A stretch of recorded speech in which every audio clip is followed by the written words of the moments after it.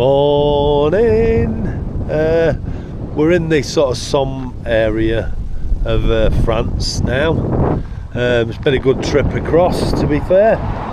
This is the first cemetery we've stopped at, Wallencourt British Cemetery. I'll read what it says. On the 1st July 1916, the armies of the British and French empires launched an offensive near the River Somme.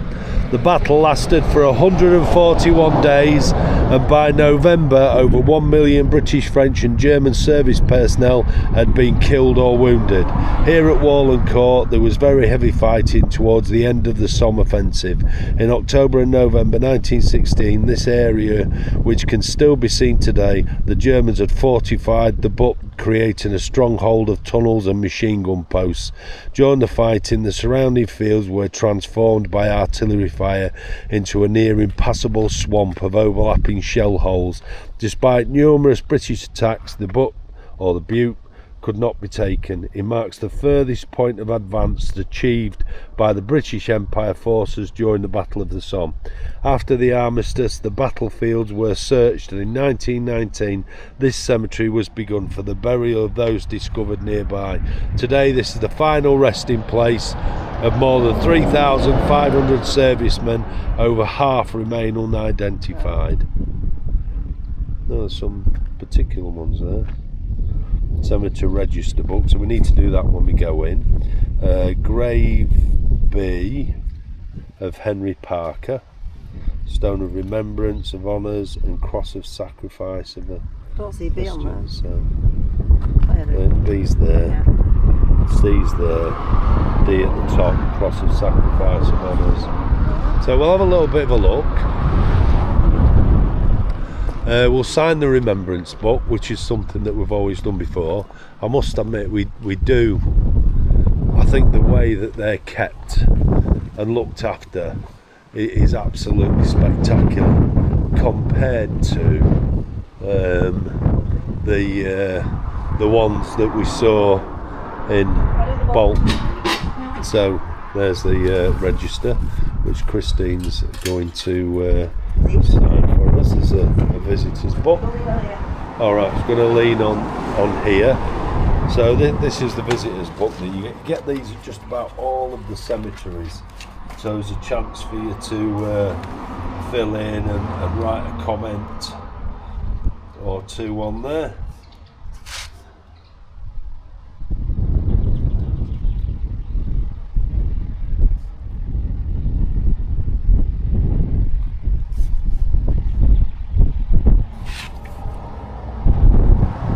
Last person was from South Africa, and the person before it said New Zealand and South Africa.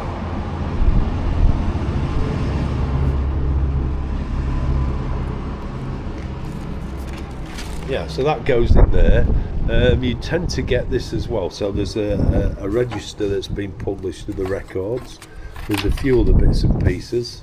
So we've got what we've got is a poem, Whispers of Above, The Guns Fell Silent. So there's a couple of bits and pieces like that that's on here. We'll take a walk down. We'll have a look at these memorials. So, well, if you notice occasionally, which I think is a very Jewish thing to do, I've not looked at it yet, but there's a stone on the grave itself, so which tends to be, although it's a Christian burial and just as a soldier of the war, so there is no name to that, but they tend to be a Jewish thing, that one, putting a stone on a grave. So here's a few of the things. So South African soldier. I wonder how, they must have known that he was South African by his uniform, but they couldn't tell who it was. They could tell that he was a captain, but he couldn't tell who was in the uniform. So, but they are absolutely fantastic. Absolutely.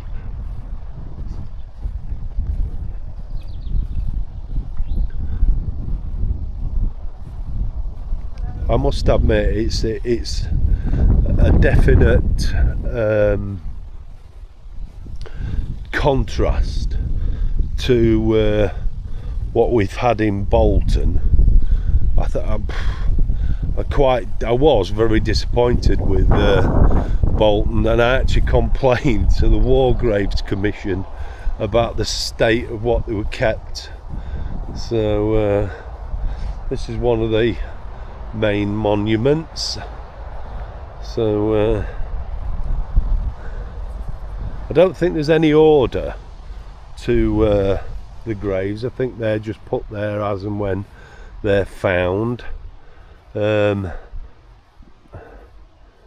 says, this says, to the memory of these 15 soldiers of the British Empire killed in action in 1916, 1917 and buried at the time in Hexham Road Cemetery, Lizars, whose graves were destroyed in the later battles.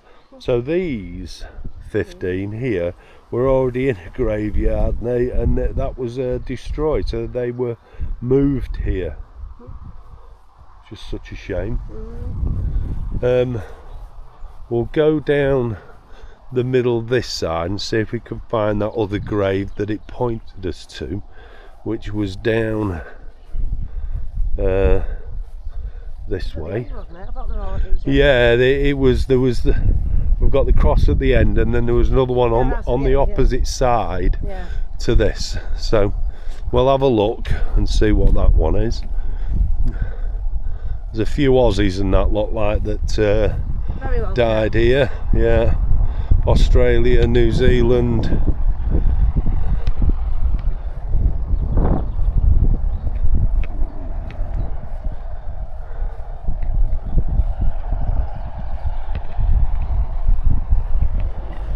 Excuse me. So I can't remember.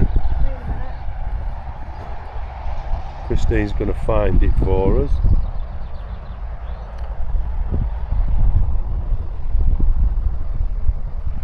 Grave of Henry Parker, plot 6, row L, grave 36. This is Henry Parker. That's him. So, he specifically digs out this one. So it says, Henry Parker, Yorkshire Regiment, 26 September 1916. Greater love hath no man than this. Oh, I can't remember, that he lay down his life or for his friends. So I'm not really sure what's the significance of that particular grave. So we'll see. I'm going to have a look and see if I can find out. At this place, which is called the Windmill site, there's over 23,000 Australians casualties. About 7,000 died, I think, which were trying to capture this particular point. We'll have a look at this side. On the other side is the tank memorial, so we'll take a look at that in a moment. We've not got to Thiepval yet, but Thiepval memorial is over there.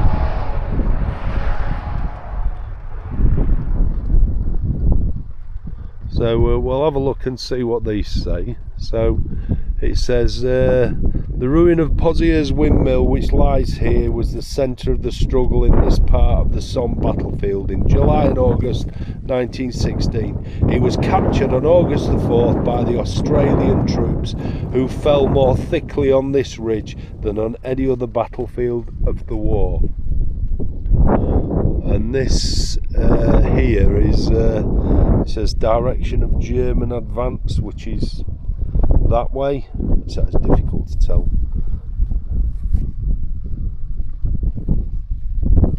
So let's have a look.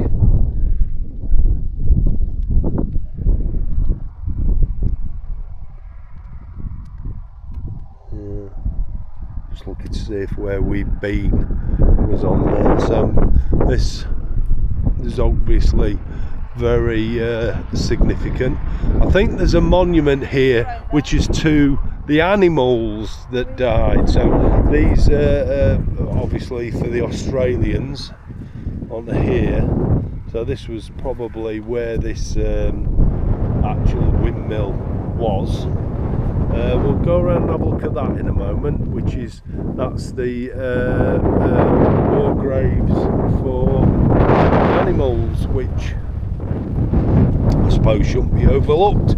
Anybody that's seen War Horse or anything like that, I mean, animals or horses were a big part of the First World War. I think it started off with cavalry charges, I think. We'll cross the road and have a look at the tank memorial. We'll do that first. And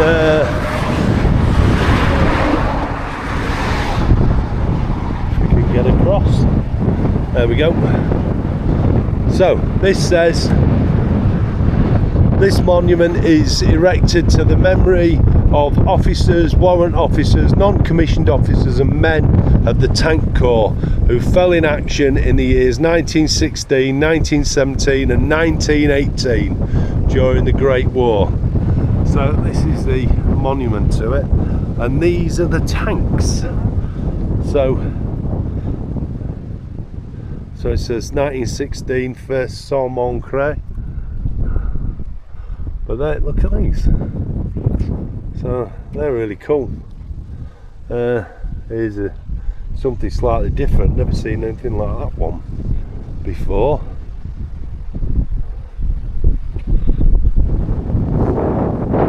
This is 1917 first Erasmusines, third Ypres, first Cambrai. These are fantastic models of tanks. I mean, I've never seen anything like these before. Never. And then 1918, second Somme, River Lys, Hamalman, Moerful, Amiens, Bopam, Arras, Epais, Cambrai, Saint Quentin, Celle Morel Forest. Well, those models of tanks are fantastic, and surrounding it are guns that you would have seen on the tanks, and these chains, which I'm assuming were all part of the driving of the tanks. So I'll just climb over, if I can get over. That's it, and I'll have a read of what this says. So, the British Army was the first to use tanks on September the 15th, 1916 on the Somme. Brought into action prematurely and therefore not fully ready, they did not produce the hoped for results. From then on, however, technology advanced steadily and tanks were involved in every battle, particularly at Cambrai in 1917 and Villers-Bretonneux in 1918. So, and then there's this.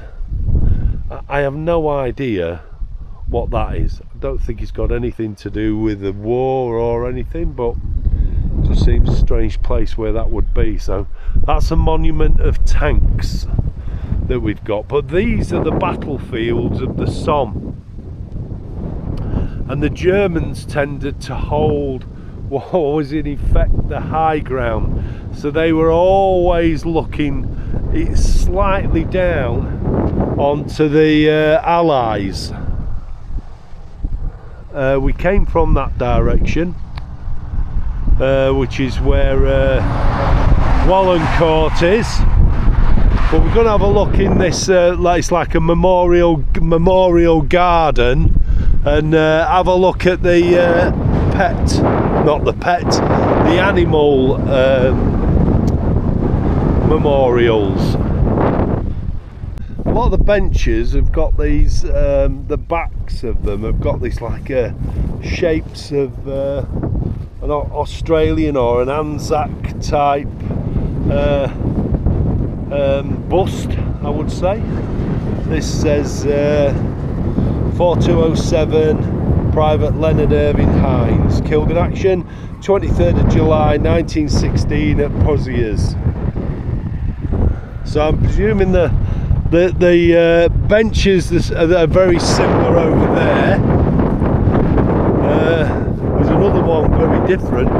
Captain Ivor S. Margetts, 12th Battalion, A17, 24th of July 1916, and there's a picture of it.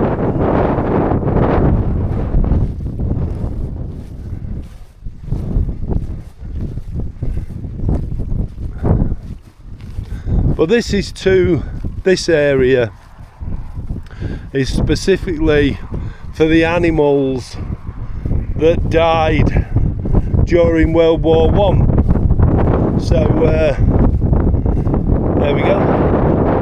The World War I War Animal Memorial honours the deeds and sacrifices of animals. An estimated 9 million animals died during World War I. They were beasts of burden, companions, mascots, messengers, and carried soldiers into battle. This memorial honours Australian, New Zealand and animals from all nations. They had no choice and held no malice. They endured the same hardships and sacrifices as man. They are the four-legged and winged soldiers, lest we forget. And then underneath it says, the horse named Rising Sprint represents all war animals, and within its mane can be seen a pigeon, mule and a dog. So that must be that there. So we've got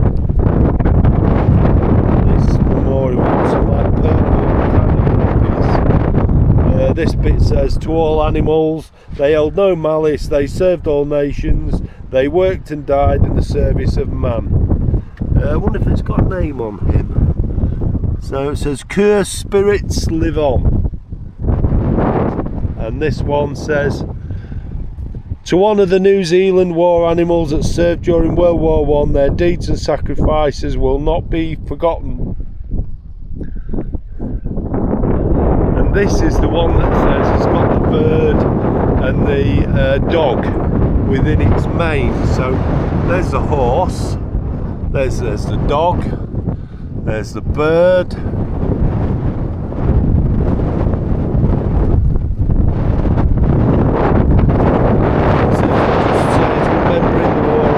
Australian war animal,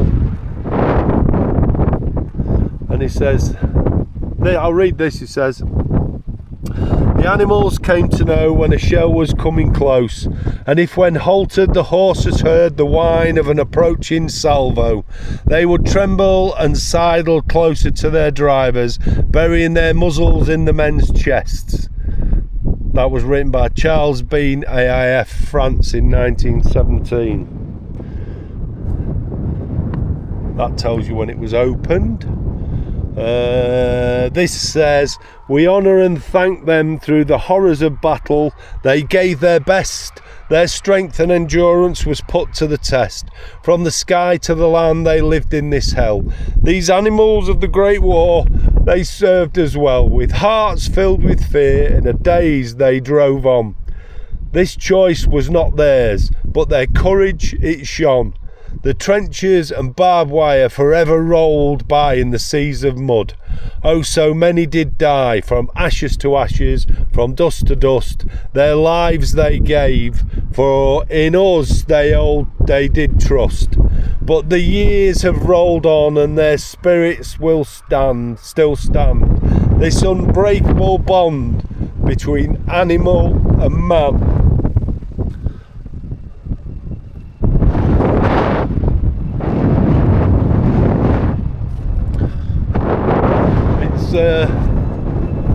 Absolutely brilliant.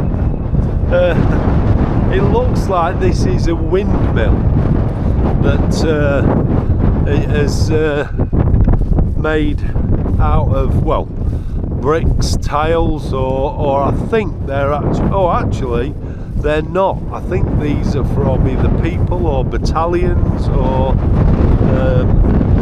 all Australian. So these well, memorials for people.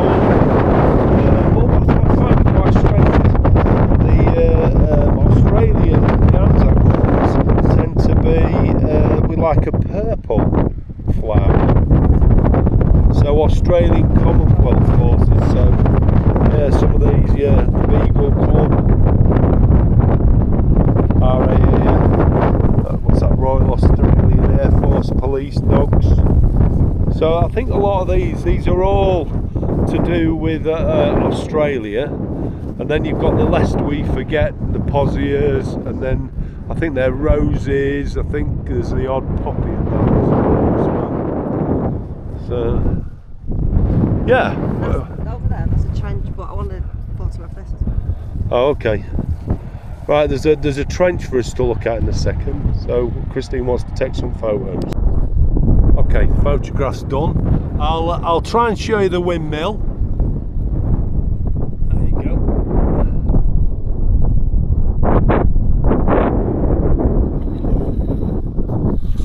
That's the best I can do of an aerial of the windmill. Christine tells me that actually that where the trench was is over here.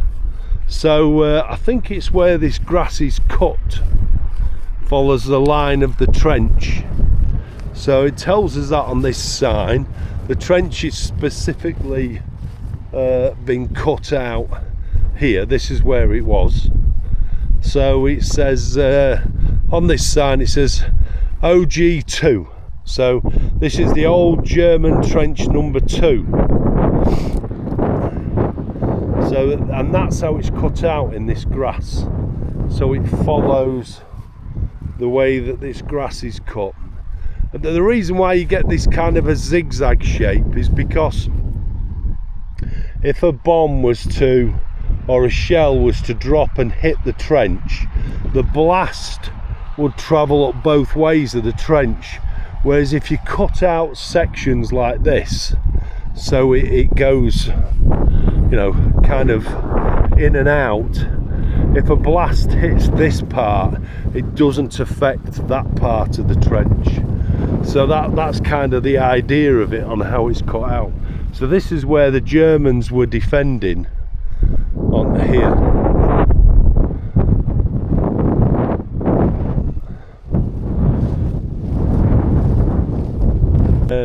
We're in Posiers, which is just down the road from the windmill trench. So, and this is the memorial for the Australians. And Christine wants to have a look in the church if we can get in. I don't think they're going to let us in. There's builders going in there, building work going on. So I think we don't see us getting in there. I think anyway, we're heading towards Thiepval. Okay, we're at Thiepval, and this is about the commemoration of the dead here. And this says, by 1920, many dead officers and men had been identified for burial in cemeteries with individual headstones. However, an extraordinary number of combatants remaining simply with no known grave. To commemorate these missing, significant memorials were planned. The first was Blomfeld's main gate in Ypres, completed in 1927, where each day the last post is still sounded. Lucian's sketch design for a proposed great arch at St Quentin, not adopted, he developed this idea into what became Sublime Thiepval Memorial, a complex design. This pyramidal tower of interconnecting arches is his greatest and most moving work, and it can be seen from afar in the broad sweeping landscape of the Somme. On the memorial are engraved the names of over 73,000 British and South African soldiers reported missing on the Somme between 1915 and 1918. The remaining Commonwealth missing and the British missing from 1918 are commemorated on other nearby memorials. So it's not all of them then, it's just some of them.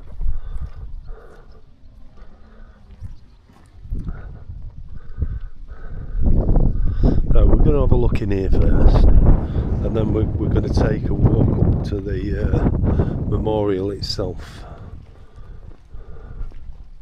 Okay, this is a model of the memorial for the 72,000 that were missing between 1916 and 1917.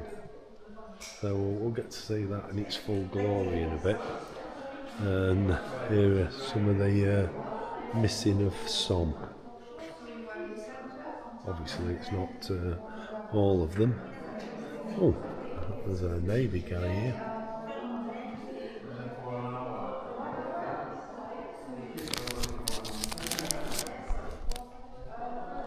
Okay, it says, let's have a look. What have we got?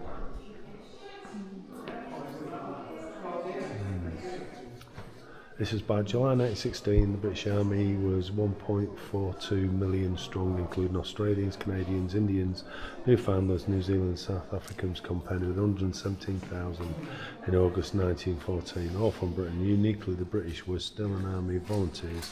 Some served in pals battalions, friends or workmates from the same neighbourhood. Most had not yet seen major action. Verdun reduced French numbers on the Somme, but still included the experienced XX Iron Corps. The battle-hardened, self-confident German army contained many highly trained pre-war officers and NCOs.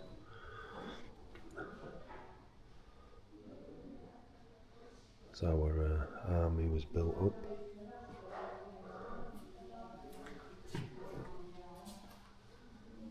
It says the Franco-British offensive would take place either side of the River Somme, chosen mainly as it marked the junction of the French and British armies.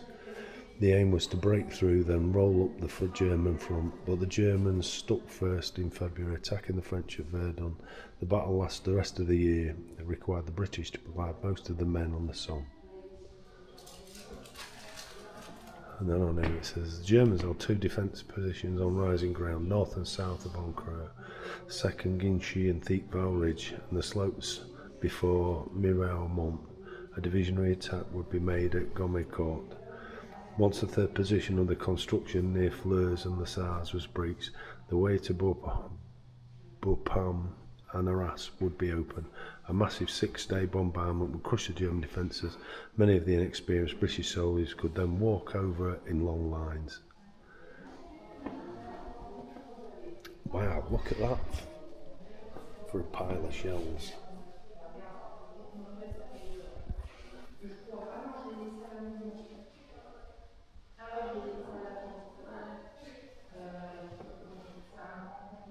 I won't read them all.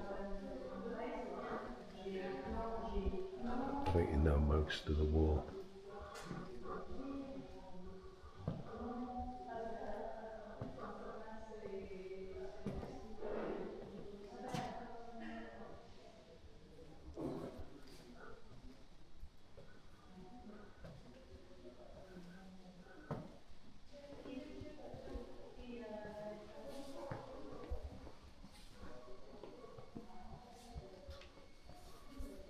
It's got a hotel in here, but I don't see how you turn it on. No, it's alright. Might be for school kids or something. Yeah, probably.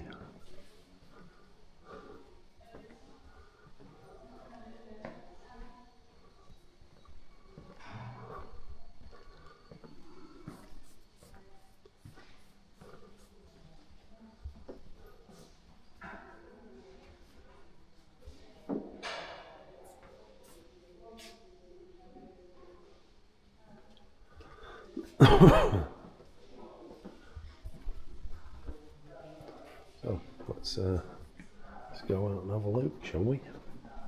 Have you got the come into the museum? I have to apologise for the screen turning. It's to do with the lights and how they flicker. So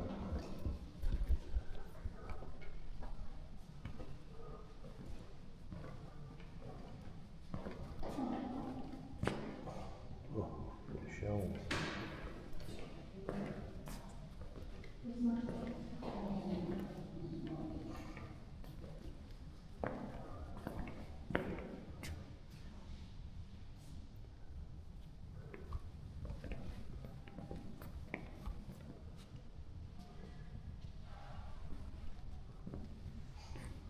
Wow.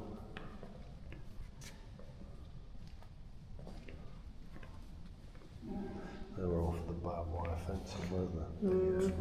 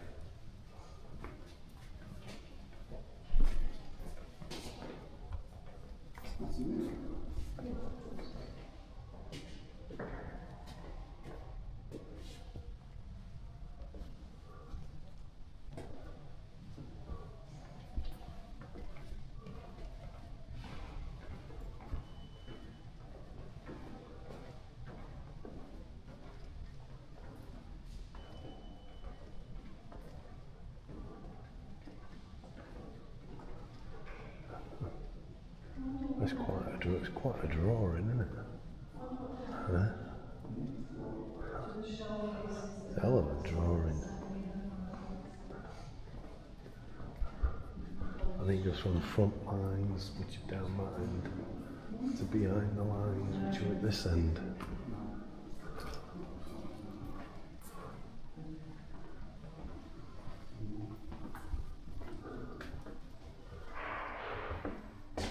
The German experience of Somme contains all the elements of a brutal war that conflict was suffering on both soldiers and civilians. At the end of 1914, having withdrawn from the Marne, and during the race to the sea, the Germans adopted a strategy of defence on the Somme. Some units had been posted and set for 2 years, consolidating positions, perfecting their knowledge of the ground and creating the resemblance of normal life. Behind this great wall of defence, nearly 2 million French men, women and children found themselves trapped within occupied territory.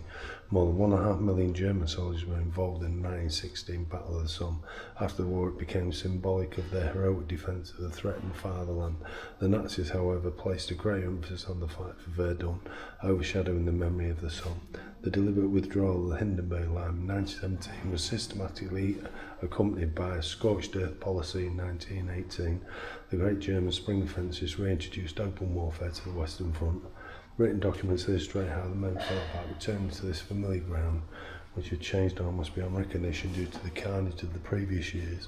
The exhausted German army experienced its Black Day on the 8th of August during the Battle of Amiens. After this fateful day, they began their retreat, which gradually accelerated before coming close to the signing of the armistice in 1918.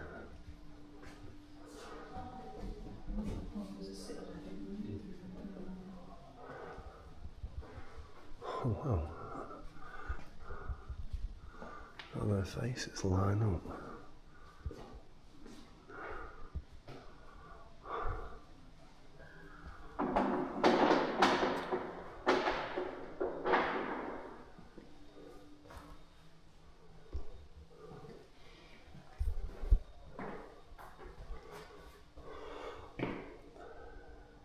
Obviously things that have been found on the graves. We've seen those before. It's the poppies. In fact, we saw some of those the other week.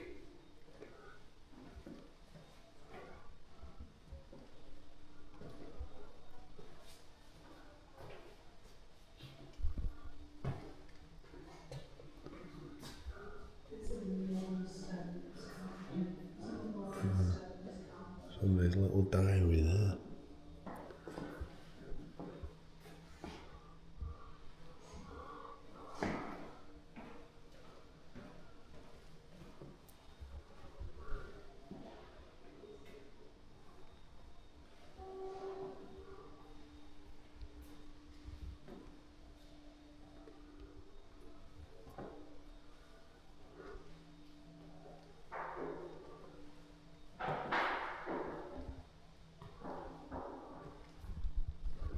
Wow.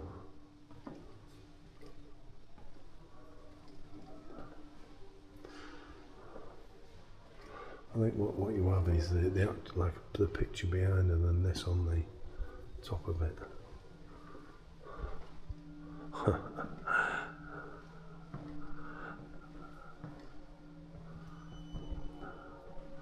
How cool is that? They're not very big, are they? No, there's some pictures of after and finished the film. Quite cool. Doesn't say what type of. It's a biplane. Well, I know it's a biplane, but it doesn't say which type of biplane it is. It's a French one, but I don't know which one it was or is. No, I don't think so.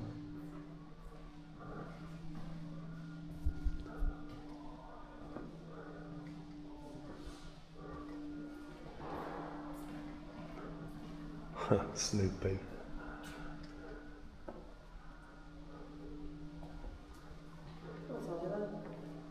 Oh. Life-size replica of the Newport 17 and 1530, christened Rue de Charles V and piloted by George Gunmer during the Battle of Somme. The aircraft was damaged during a mission on 21st of August 1916. It landed near Allied lines where it was dismantled and taken back to the squadron. And that's a replica of it. It says Thiepval Anglo-French Cemetery. So this is the entrance to it. See the, oh, there it is. I can see it now. Yeah, I can see it now. So I apologise for the wind.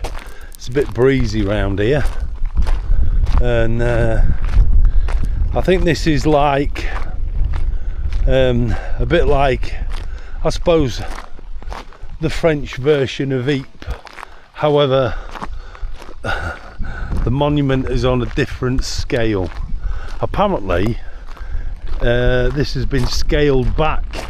It was supposed to be bigger than that. The weird thing about it is you can see it for miles and miles. However, when you come in from the other side of these trees, not a clue. Not a clue at all. So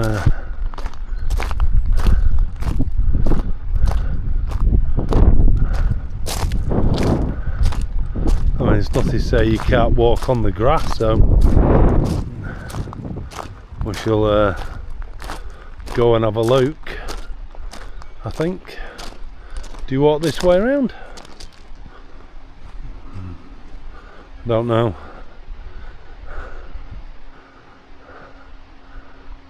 Wow, it's absolutely huge. It's really big. In Ypres, all the names were all on these outer walls and going around through the arches. It's beginning to look that this is going to be very similar. I can just make out names as we're getting closer on the left and right hand side. There's a special memorial. Yeah, there you go. That's what we've come to now. So, automatic lawnmower. What more could one ask for? So, let's have a look and see what this says. So, Major Cedric Charles Dickens.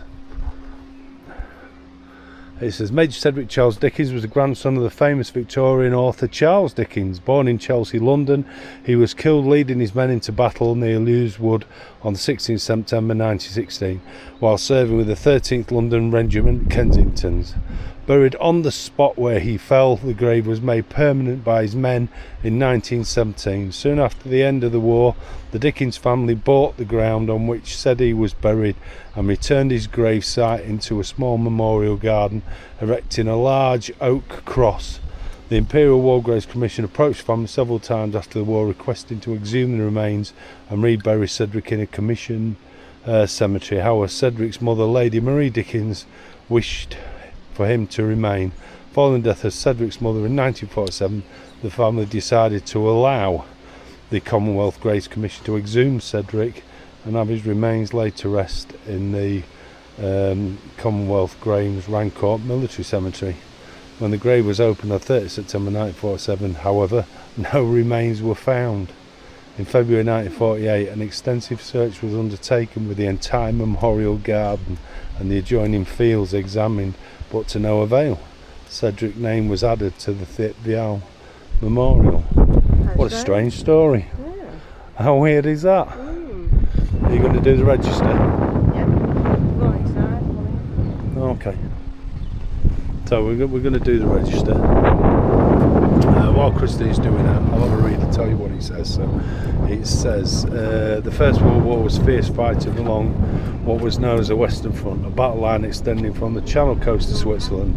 The Battle of Somme was a major offensive launched on the 1st of July 1916 that met fierce German resistance from strong defensive positions unbroken by a 7-day bombardment. With a few exemptions, the attack was a failure and the offensive developed to a series of major battles that ended with the onset of winter and exhaustion of the troops in November 1916. The Thiepval Memorial commemorates by name some 72,000 men who fell in the Somme sector between the 20th up to the 20th of March 1918, and who have no known grave.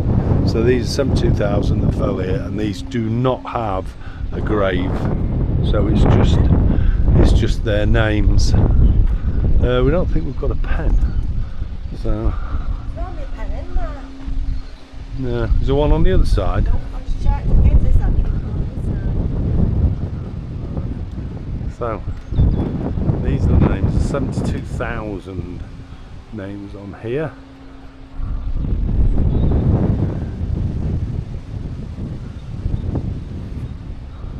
They usually come in order of their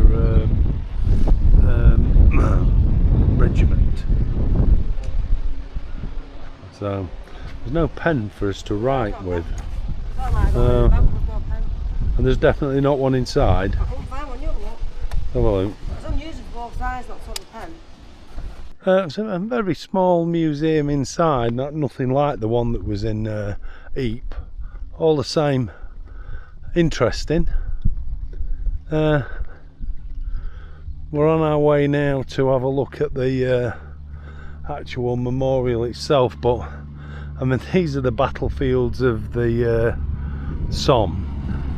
So I mean, the view is, it kind of undulates, so when you get these high points like we're on, I mean, I suppose when you're looking down onto your enemy, you can see him coming a long way off. Anyway, we're heading now, we think, for the actual for the actual memorial part itself, which I think must be here. I'm guessing it's where the it's like a tower is. Okay, there's no pen in either of the areas where the registers are kept. So, but there you go, just to give you an idea. Very similar to Ypres, in the names are adorned through the arches, and you have to remember that these are the ones that have got no known grave here for the Somme, so it's only this area.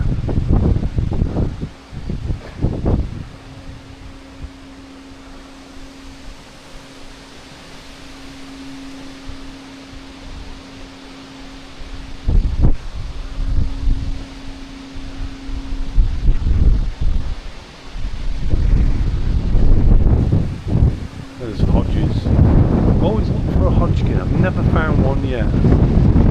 So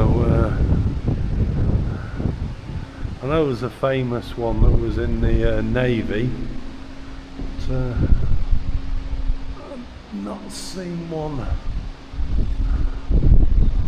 on I'm sure there is somewhere. But the names go on and on. I mean, 72,000 as a number doesn't really mean anything, but when you start to see them as names that are all listed on here, well, it puts a whole different perspective to it.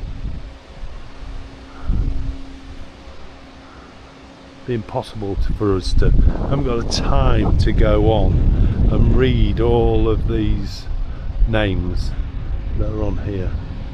That isn't what I expected. I actually expected there to be a very large cemetery. See, the gardeners are out again in force.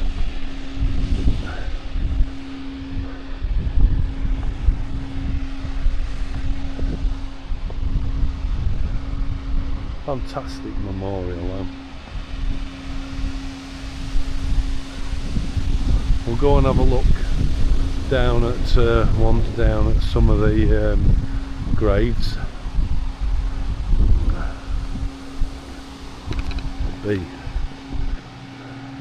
rude not to. I think the French are on the left and the Commonwealth are on the right, I think, although I could be wrong.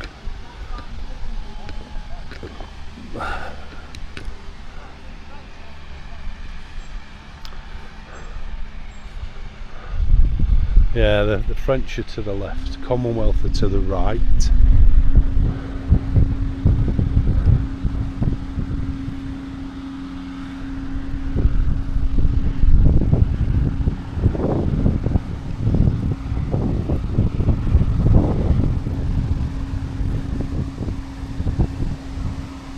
Again, there's most, they've got no name on. There's just the odd one with a name. H.W. Tullett, L.P.W. Bennett.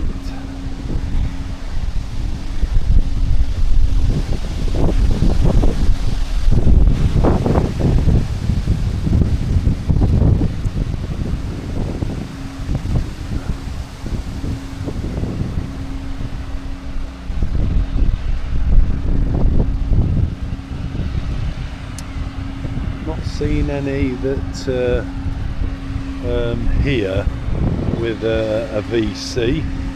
Not seen any of those yet. There are some that actually catch your eye, but with a cross on them, but they're not VC holders. Doesn't mean to say there aren't any here.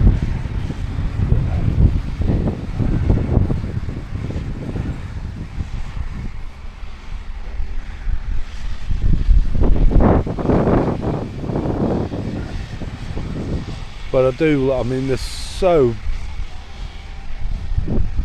beautifully kept, absolutely stunning.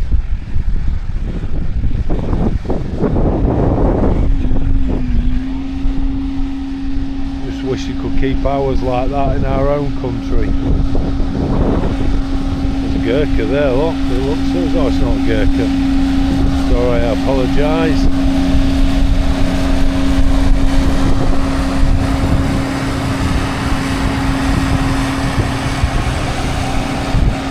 Amazing. We'll take a look at a few French. We're not here to just see the British, but look at that. I can't believe that actually it's smaller. It's actually smaller than what the original plan was. You can see that for miles. I mean, imagine having to fight over here. I mean, the Germans held Thiepval. So I suppose Inconnu means unknown, I'm presuming, but they've not given these any regiment name. They're just listed as unknown, which is a shame. I think there's another book of remembrance.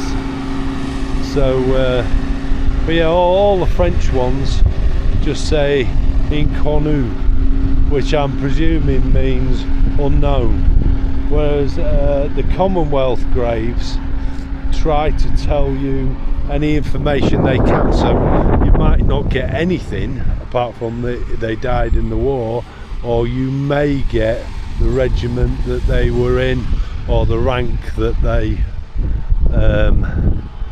were fighting at. But there we go.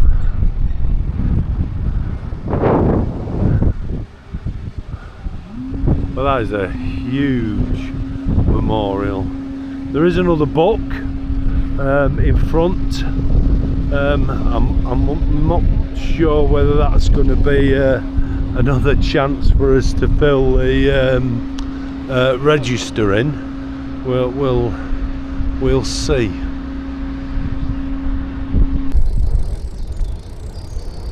Okay, we're leaving the park thing.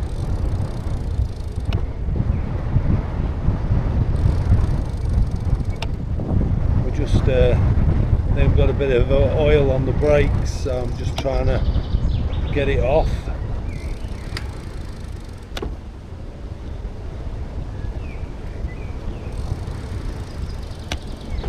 You alright?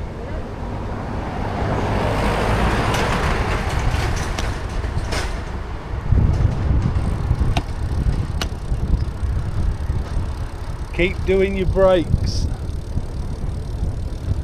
Christine, keep doing your brakes.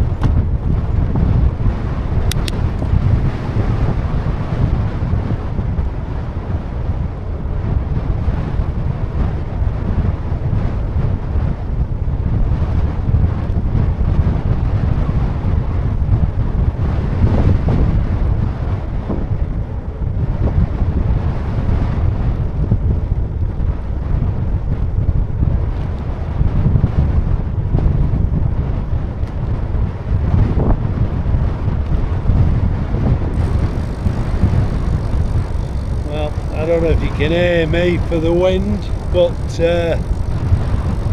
it's gorgeous. We're heading for a town. We're doing about 20-ish kilometres today. Looks like there's a big uphill for us to do, as Thiepval kind of commands the whole area from the top of this hill.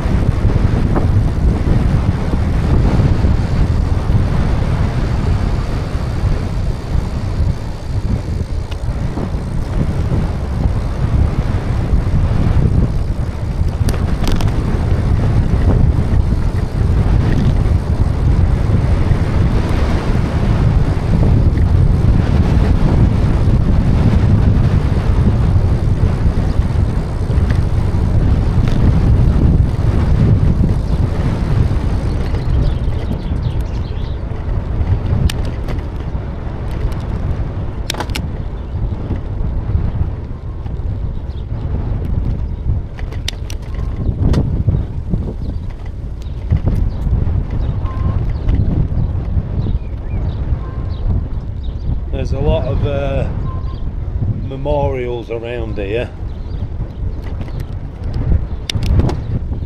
a hell of a lot, so we can't afford to stop them all. But that's a nice looking church.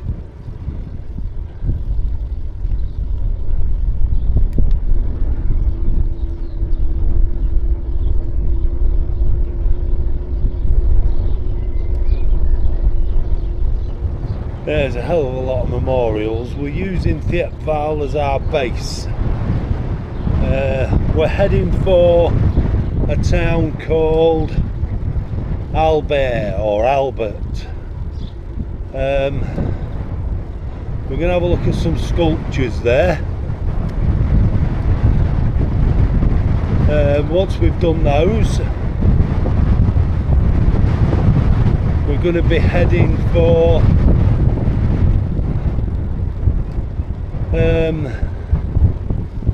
the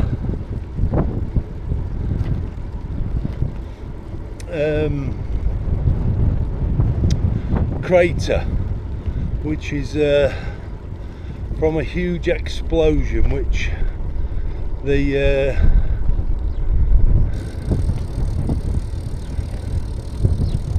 British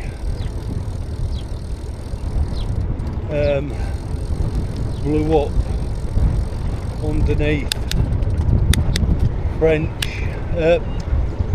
German lines.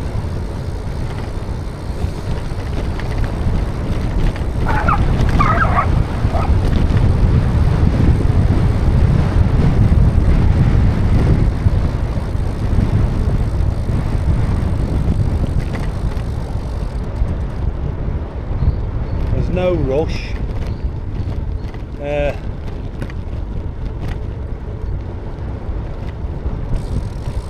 Hopefully, it's a bit breezy today, but hoping that the rain will stay off.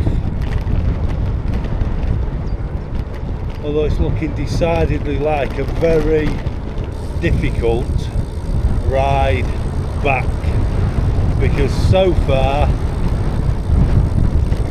everything has been downhill.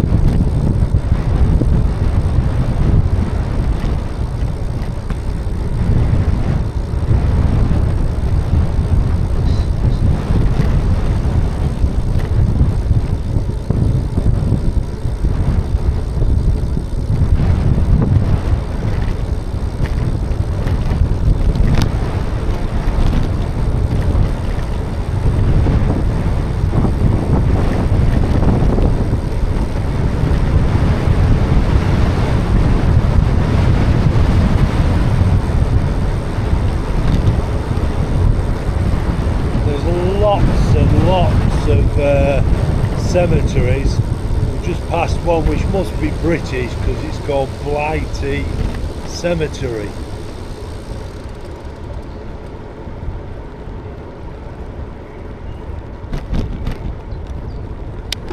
But we just don't have the time to go round them all. We can only afford time to do a few, and we've already done what, 3 so far. Yeah, sorry, Christine just shouted there's hundreds of them. Maybe we might do a bike trip back here again. There is a cycling route that you can do, which is kind of what they call, I think it's like a memorial route they call it. Around here, maybe we'll come back and do that, but today we're heading to have a look at 4, I'm saying sculptures, they're statues. British soldier, a Canadian soldier, Australian soldier, and I think a New Zealander.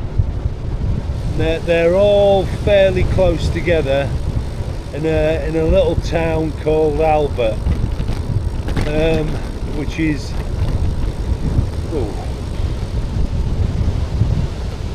I think it's about 7 or 8 kilometres for us to do, which is, well, I don't know what. In 200 metres, keep right to stay on D151.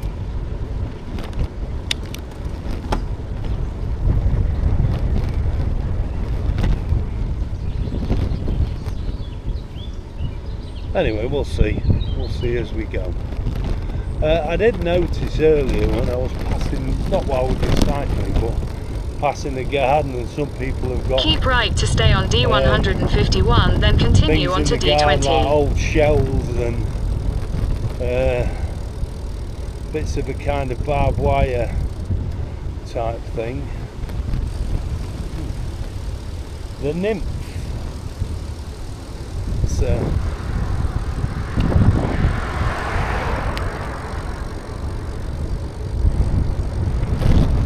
Continue on D24 1 kilometer.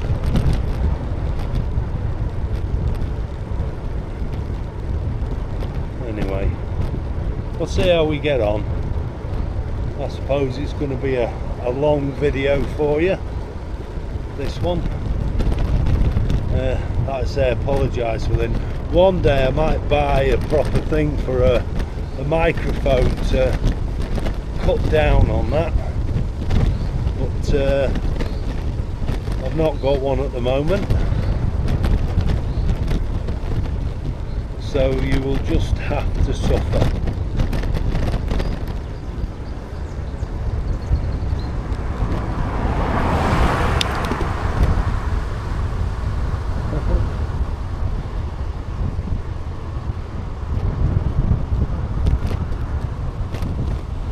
Oh, what a nice stream.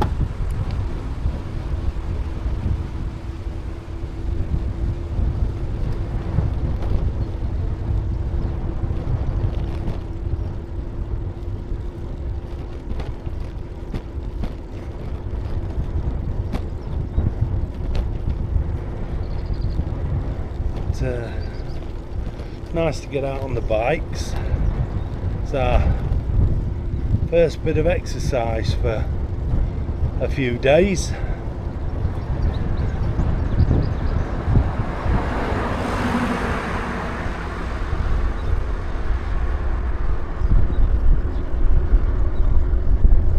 Show a bit of willing.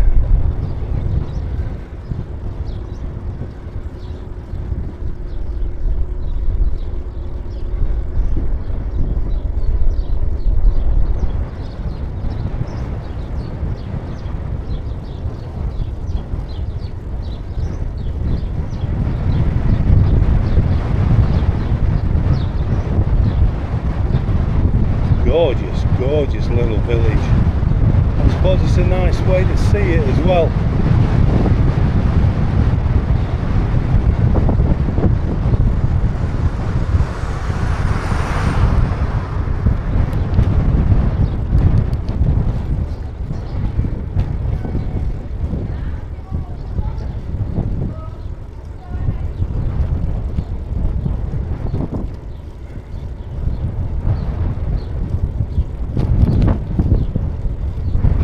They're trying to save a battery, which don't know why.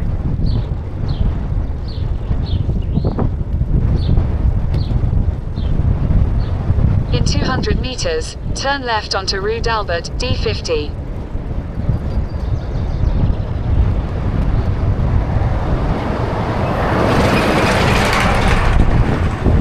This is good now. And the trucks, we'll see.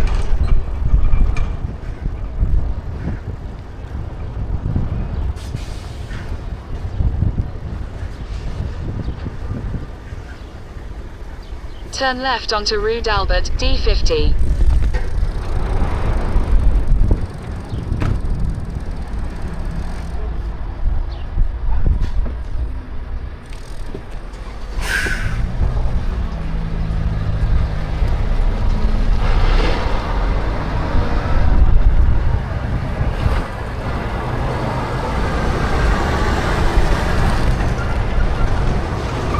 Continue on D50 for 2 kilometers.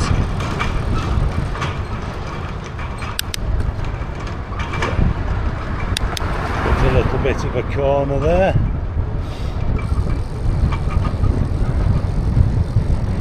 I must say, it's going to be a nightmare going back. I'd much rather it be uphill going and downhill back, but it is what it is. So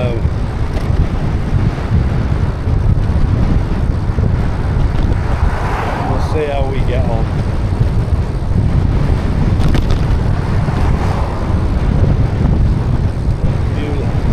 Beautiful.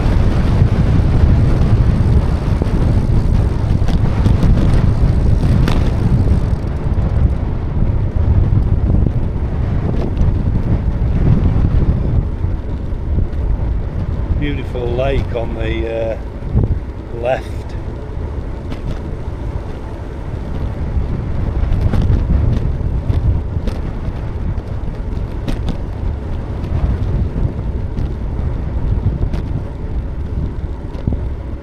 Really nice.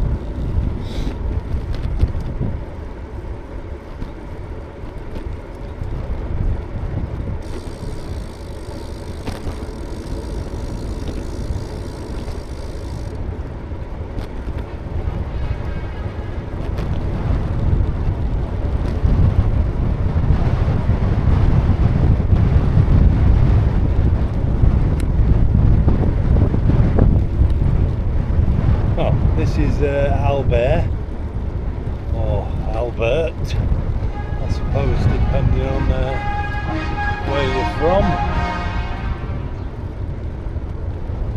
Not sure what that's all about.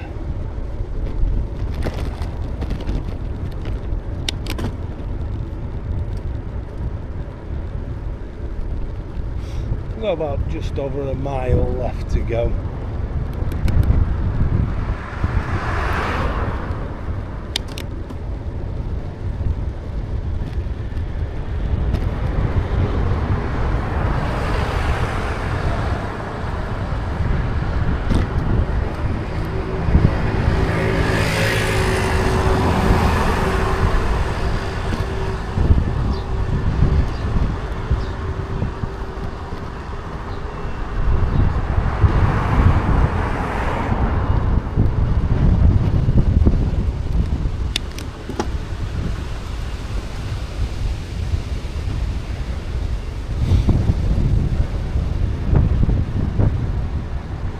Oh, clocking our speed, look. Look at that.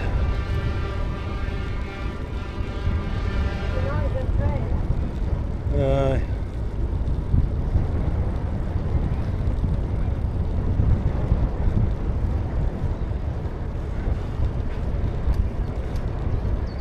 I think it's a truck wanting to come past.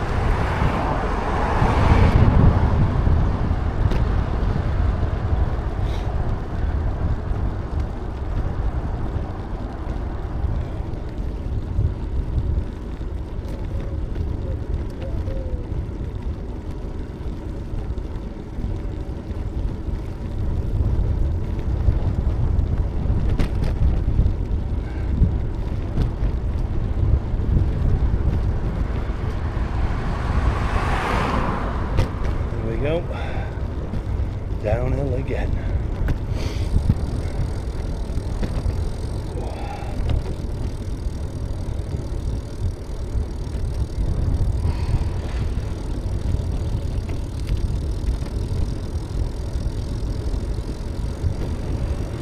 Over the railway crossing, railway line, should I say.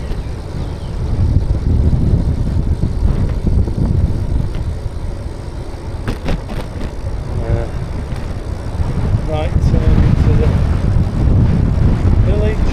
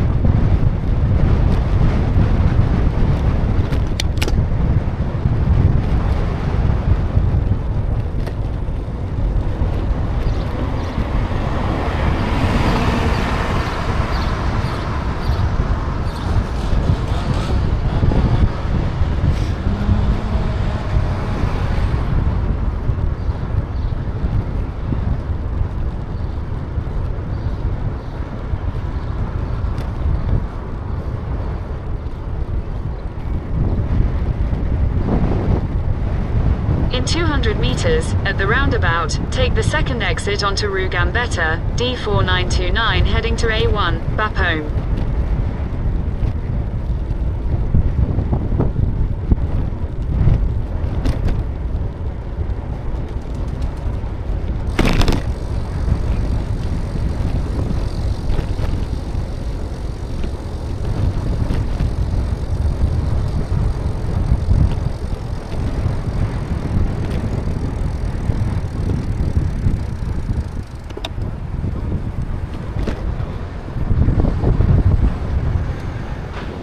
Exit the roundabout onto Rue Gambetta, then turn right onto Place d'Armes.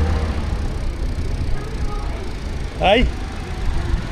Turn right onto Place d'Armes, then your destination will be on the left.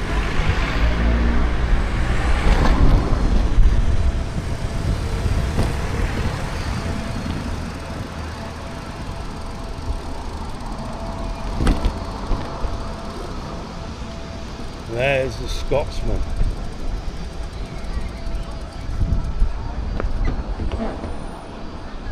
I think Christine's asked me to keep the camera going, but I'm not really sure what for. Yeah, what do you want? What do you want it on for? Oh, we've got it all. Hey? We've got everything. We're in Albert, as you've just seen.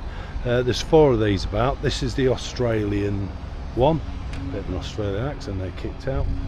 And he's called Mike. So whether that's something to do with what they were nicknamed or anything, I don't know. The reason why I'm saying that is because I do know the English one is called Tommy.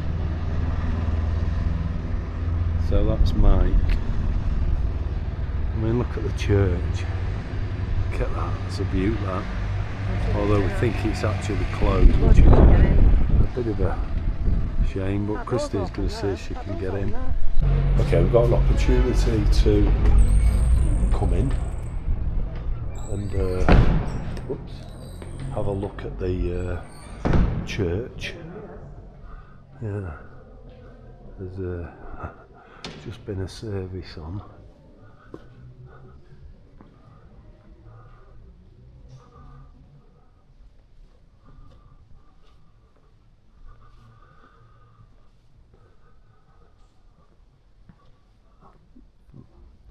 It's not particularly old church. I think it's 1890 something or something like that. I mean, I presume it got damaged in the First World War. I can't imagine it not to be in. I mean, but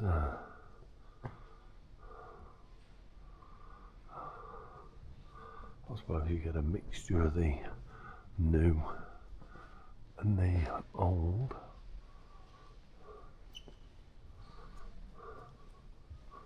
Very nice.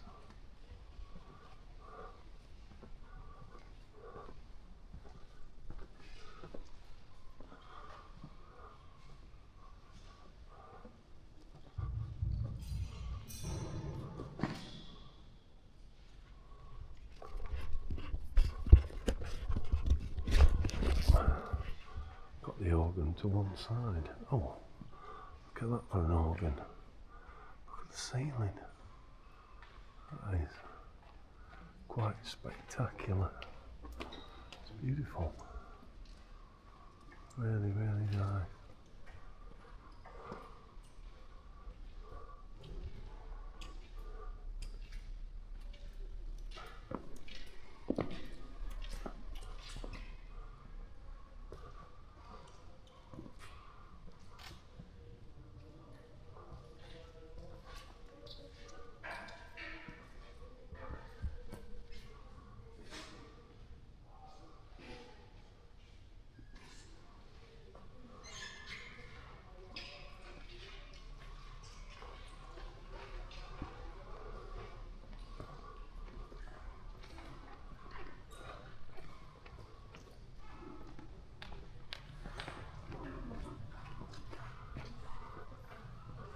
Quite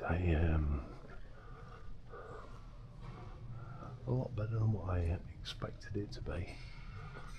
I I always seem to get it wrong of what I'm expecting and what we get. I mean, the mixture of the, I suppose, old and new. To keep watching the steps, ceilings and the walls are fantastic. Have a look in the middle. I'll just put my stuff on there. But, I mean, even the floor. Look at the floor. But look at that for an organ. That's really good, that. And the ceiling. The ceiling is amazing. I would expect a lot of it is what's been done in, I suppose, the last 100 years. I think they're turning the lights out on us. Absolutely beautiful. Look at the pulpit. Very different. Not seen a pulpit like that one before.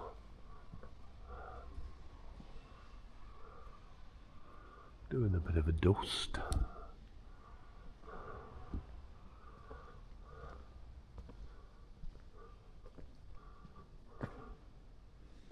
Yeah, well, that was well worth the view. Well worth the view.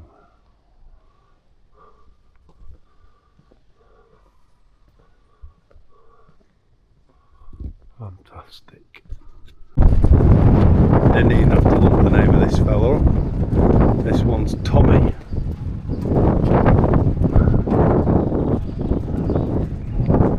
I think there's a difference in these guns as well. I think one might be First World War adapted. I'm fairly sure that this one is not. I think that's a lot more modern than First World War. I think. I don't know much about it.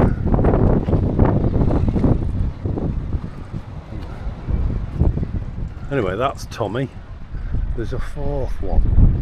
There is a fourth one. Got to find him. There we go. This one's called the Scottish Piper. He's called Duncan. So, which is I suppose a typical Scottish name.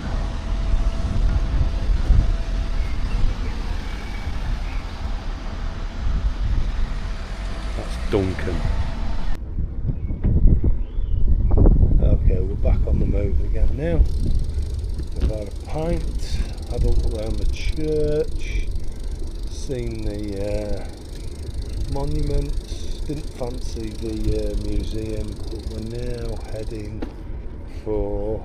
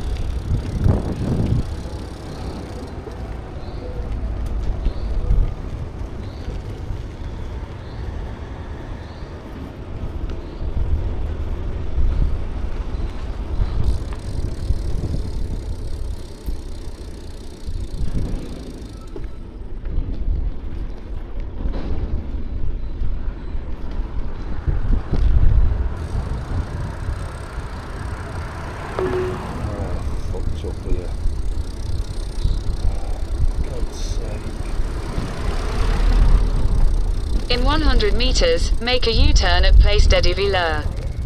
I've gone wrong. Come on. Watch.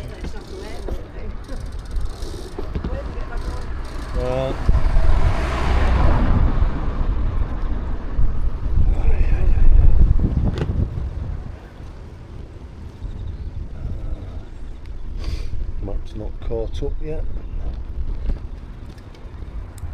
Turn left onto Rue des Ilieux, Rue Hoche, then turn left onto Rue Auguste Soufflé. Got the wrong left turn.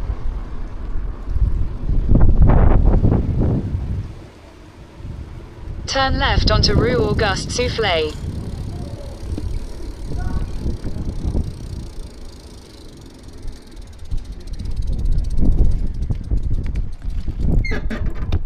So,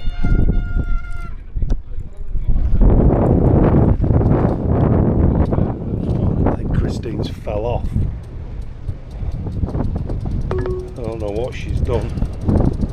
A false alarm. It was Christine's reflector. Turn left onto Rue Auguste Soufflé. In 200 meters, turn right onto Rue de la Praire. Seems like a little ride round Albert. What we're having. Or Albert, what you want to call it.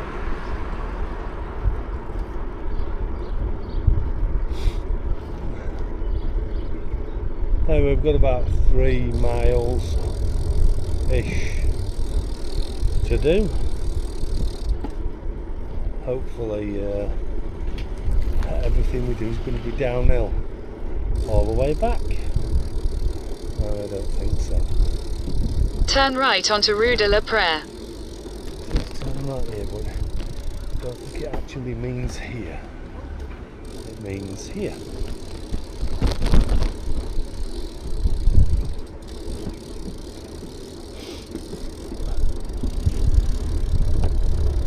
In 200 meters, turn left onto Rue d'Auvelez.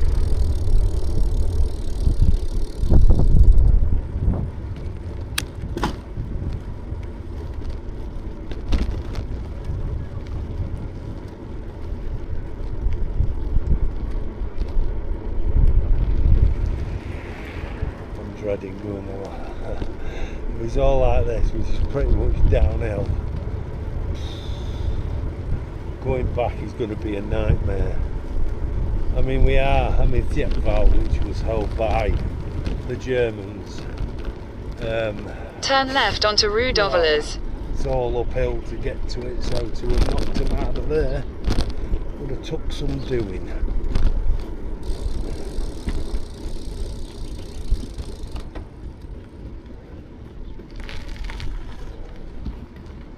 In 600 meters, turn left onto Chemin d'Ortuilleur.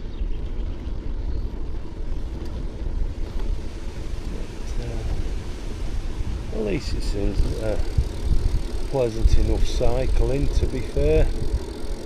Even if it does all feel like, I seem to be doing this downhill, so I know we're going to have to pay for that.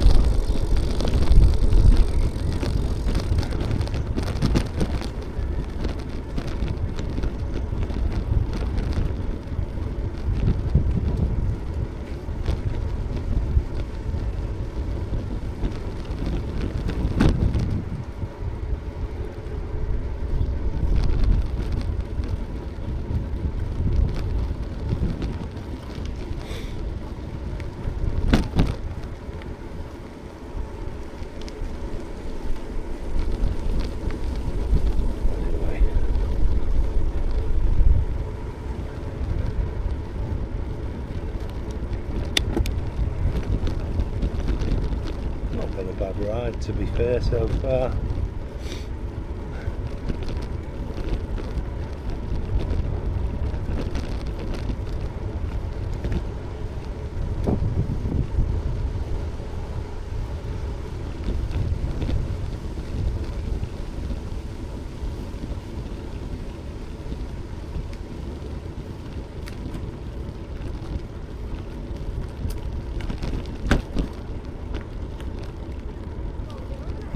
Turn left onto Chemin d'Ortuilleur, then slide right.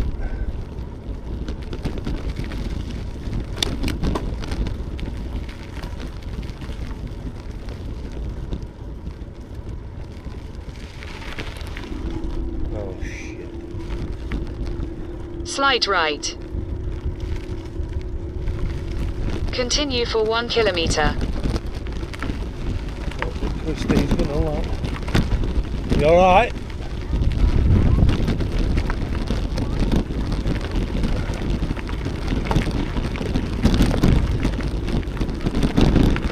Hey? Yeah, put your battery on.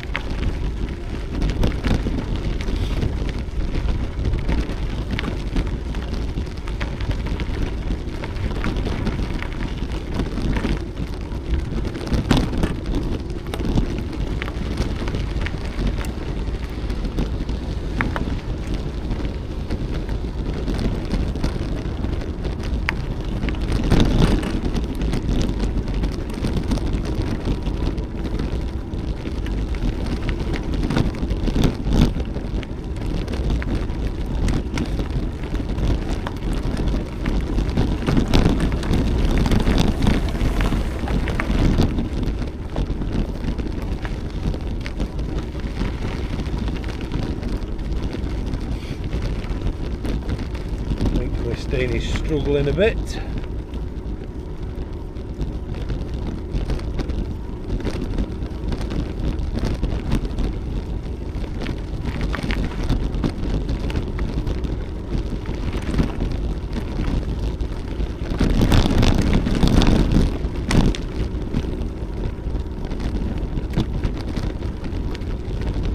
Oh, I tell you, it's a bit of uphill this.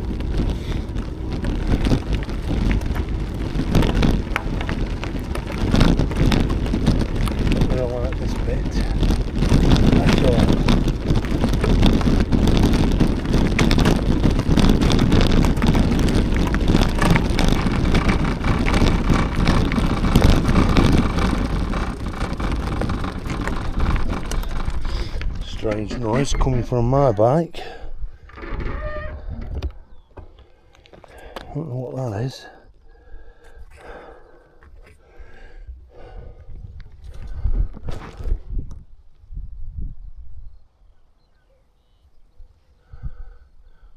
Oh well, I think we're pushing. Christine can't do it, and there's some funny noises coming from my bike. So I think we're walking a bit.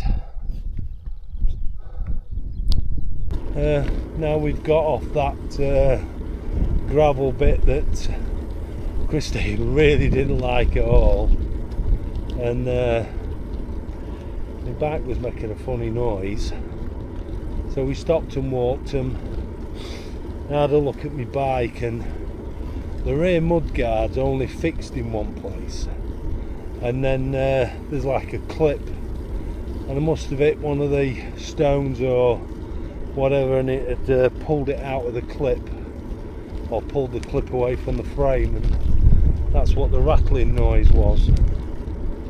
So anyway, so we've done a bit of walking. In 200 meters, turn right onto D20. I think we're going onto a bit of a main road now.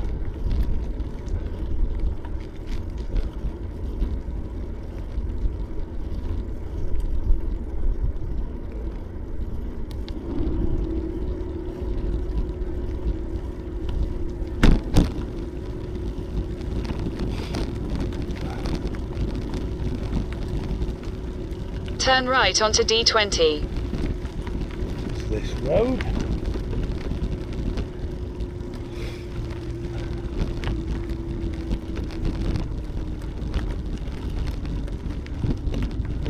Alright, turning right. You alright? Continue on D20 for 1.5 kilometers.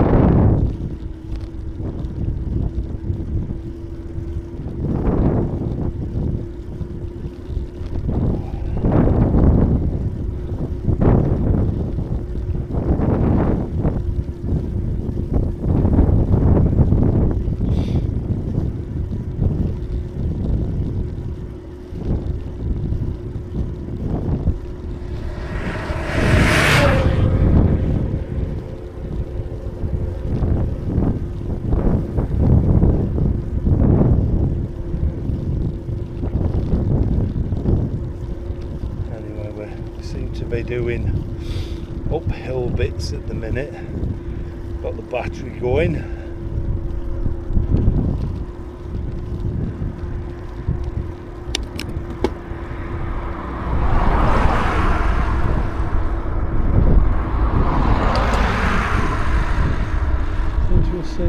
driving school drivers about today.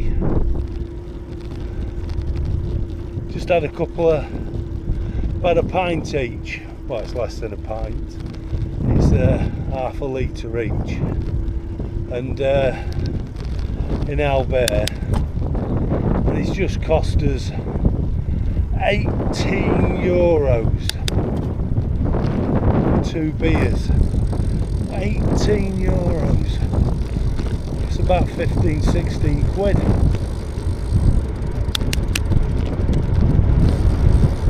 Anyway.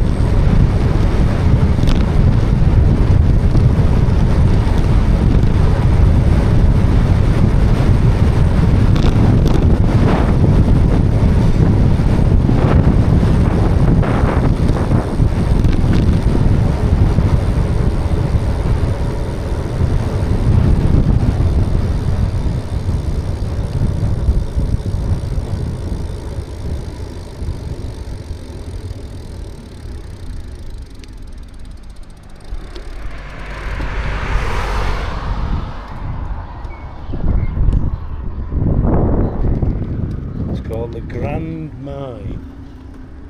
Where we're heading? The Grand Mine.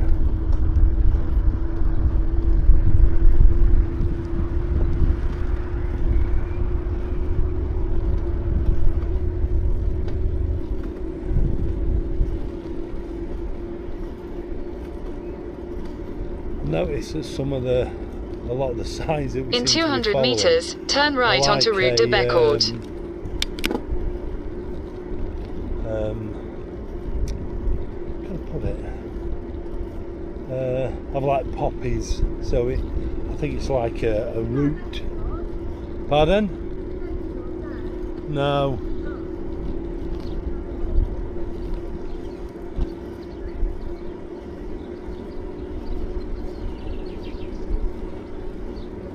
Turn right onto Route de Becourt, then slide left onto Route de la Grande Mine.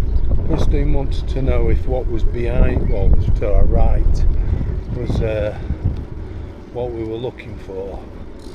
Honestly, it wasn't. However, it did have a lot to do with. Slide left onto Route de la Grande Mine. Yeah, it did have a lot to do with that, the First World War. So there was some deep trench emplacements. In 500 meters, turn right.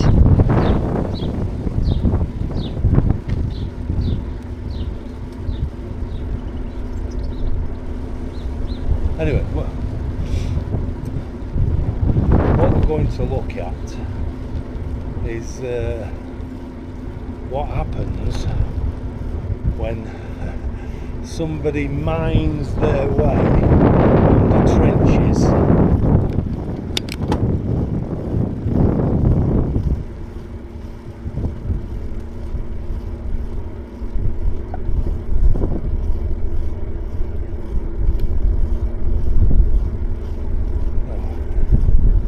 Which is just up ahead.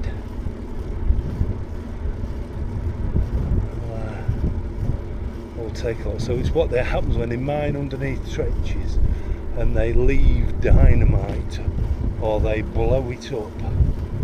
So let's have a look.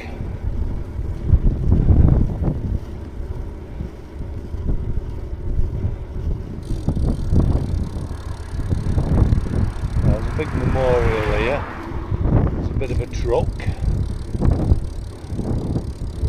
So Turn right, then you will arrive at your destination. We'll take a look. So,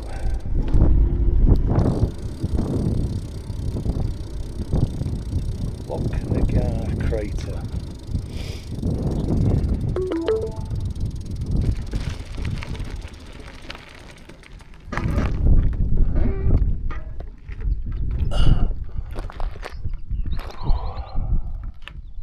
Right then, let's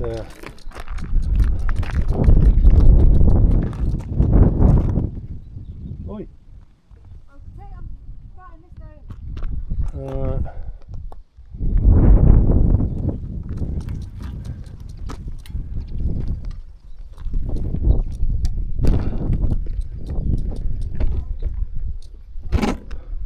Loch Nagar.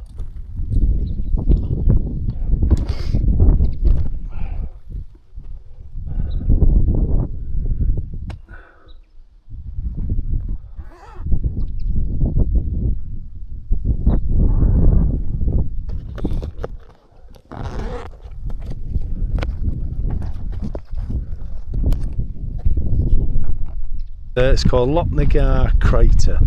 There's a little bit of thing here about it, and it basically says that this is private land, and this is said to be the largest crater ever made by man in anger. Loch Nagar Crater is a profound wound of the Great War, a powerful and poignant symbol of the suffering and trauma passed down through generations. All those who fought in that war were each striving for peace. Yeah, over a century later, we still have a turbulent and divided world riven with conflict. We believe that to truly remember and honour them, all, we each have to become peacemakers, channeling our compassion and passion into healing actions. We can't bring peace between nations, but we can bring peace into our lives and into the lives of those around us. Therefore, we invite all who share this mission to join us in saying the Loch Nagar Promise for Peace, in remembrance of all those who have suffered in conflict and those who are suffering still. May we live in our lives today with more compassion and kindness, understanding and forgiveness, reconciliation and unity. Let us now in their honour wage peace. That's what that says. So let's go and have a look. So, preserved in the memory of the courage of suffering that took place on the 1st of July 1916. And this, believe it or not, is the crater. Wow. That's the damage.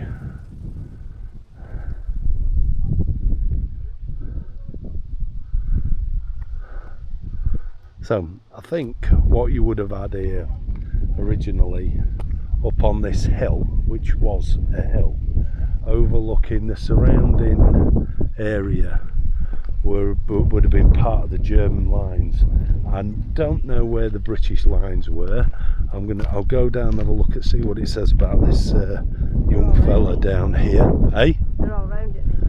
Yeah, so we'll have a read of what it says. But that crater is, you have to come and see it to believe it. Lieutenant Cecil Arthur Lewis MC. Cecil Lewis was a remarkable man. He was a co-founder of both the BBC and ITV, a renowned broadcaster, writer, mystic and an Oscar winner. He was still flying at age 94. He once wrote, "You should live gloriously, generously, dangerously, safety last." On the 1st of July 1916, at the age of 18 and flying Moran Parasol, he was detailed to observe the explosion of both the Loch Nagar and nearby Esap mines. He described it in his classic memoirs Sagittarius Rising. The whole earth heaved and flashed. A tremendous and magnificent column rose up into the sky. There was an ear-splitting roar, drowning all the guns, flinging the machine sideways in the repercussion air like a scrap of paper in a gale. The earth column rose higher and higher to almost 4,000 feet. There it hung, or seemed to hang for a moment, in the air like the silhouette of some great cypress tree, then fell away in a widening cone of dust and debris. A moment later came the second mine, then the dust cleared and we saw the two white eyes of the craters. Wow. In the early 1990s, Cecil Lewis was on BBC's Desert Island Discs and spoke very movingly of his memoirs on the Somme battlefield. Well, Go see the others while we're here. so we'll go and have a look at this one. Go all round it. So yeah, these must have been like German and placements, and these would have been overlooking, basically, I suppose, they're shooting down on everybody from up here. and that's what they did. They tunnelled. So it says, in honoured memory of the men of the tunnelling companies who fought here during 1915 and 16. It says the shaft at the Lochnagar mine was sunk some 400 feet, 120 metres behind the British front line and 1,000 feet from the German front line in a communication trench called Lochnagar Strait. An inclined shaft was dug at about 45 degrees to a depth perhaps 115 feet. Two near horizontal galleries at different depths were driven towards a German strong point called the Schwabenhöhe, but only the one at about 50 feet below ground level was finally used. The explosive chambers were about 52 feet deep and approximately 100 feet short of the German line. Work was both arduous and perilous. Wow. It says as the tunnellers drew close to their objective, progress slowed as the need for silent working increased. Pickaxes could not be used, and work, as Major Henri Hans, commander of the 79th Tunnelling Company, describes, was done in silence. A large number of bayonets were fitted with handles. The operator inserted the point in a crack in the face or alongside a flint. Wow.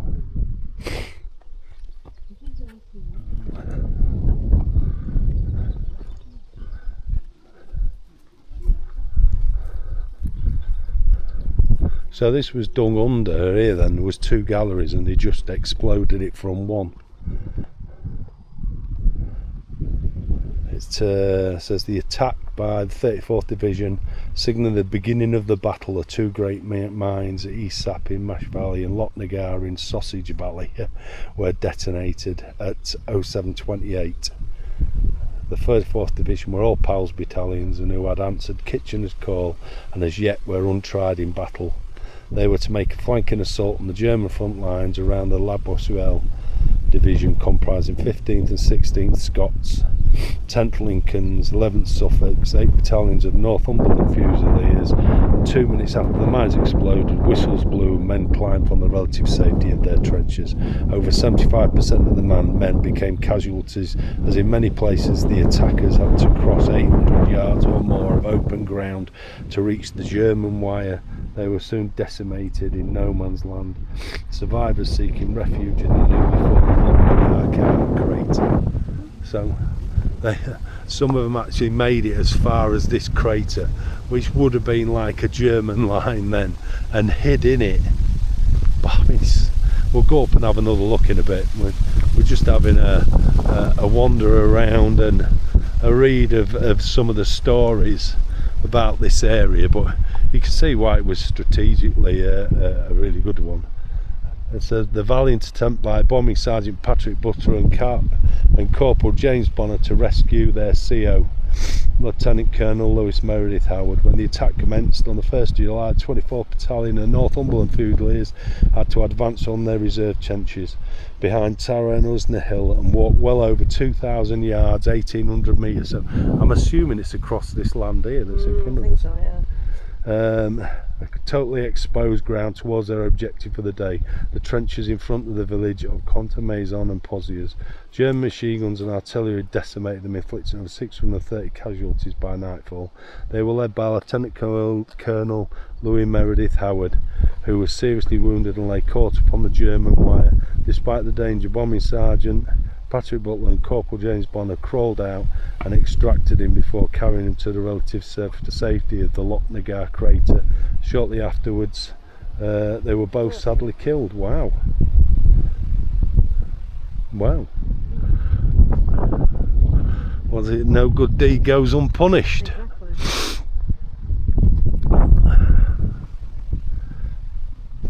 The crater is massive, but I mean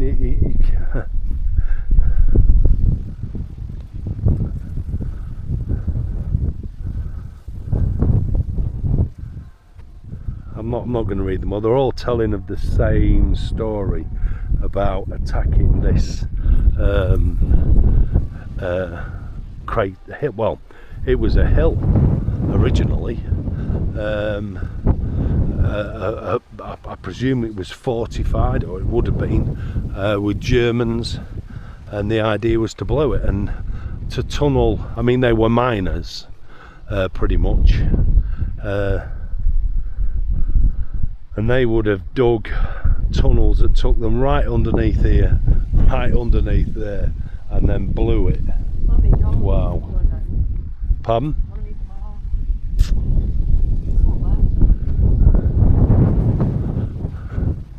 So I'm not going to read them all onto here, it'll just take too long. But they're all telling of a similar tale. So even though they blew this massive, or made this massive crater and would have killed lots of Germans, well, it says the German 110th and 111th Baden Infantry Reserve Regiment held the line facing the 34th Division. Despite taking heavy casualties, most of the deep dugouts remained intact, although they endured in unimaginable hardships under the week-long artillery barrage. Immense good fortune befell the defenders when they intercepted messages about the forthcoming attack. The morning of the 1st of July came at about 07:28.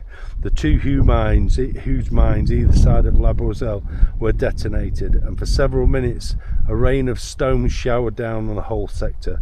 According to German reports, half of 7th Company became casualties, and 5th Company was only able to muster 15 men. The 2nd Company was completely wiped out. Within moments, wave after wave of men marching in step rose out of the British trenches on either side of Bacourt Valley. Thick columns followed from what does that say? Makes sense. Yeah, thick columns followed from Beaucourt Wood. Thus rolled the enemy against a confusion of trench and barbed wire entanglements. We emerged from our dugouts, prepared our machine guns, and silently awaited the oncoming enemy.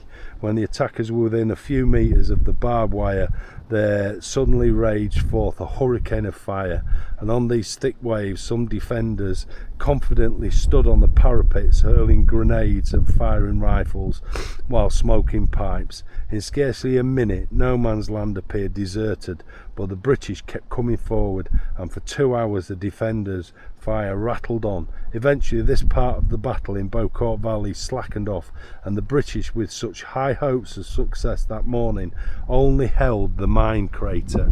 So this is the only thing that they actually took, was this crater. Well,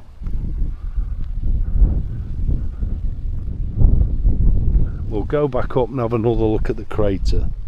So, dedicated to valiant women of all nations who served in the war. It's a strange one to have here, but we'll go back up and have a look at the crater. I can't believe that miners came and dug under this. I mean, it's absolutely unbelievable. This is a huge crater. I mean, absolutely huge.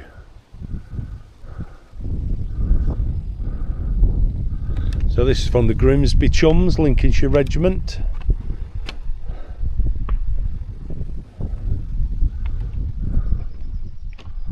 Oh, look at the crater.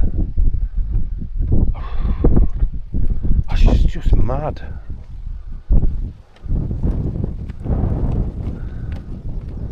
It's like the top of a volcano, isn't it? It's a bit like when we were up on Etna looking down into Mount Etna. It's amazing. Absolutely amazing. There's names on here. Who sponsored these planks. So each plank is sponsored by somebody. Well, some of them are people from the... Yeah, well, some of them are people that would have served in the war, and some of them will be other things.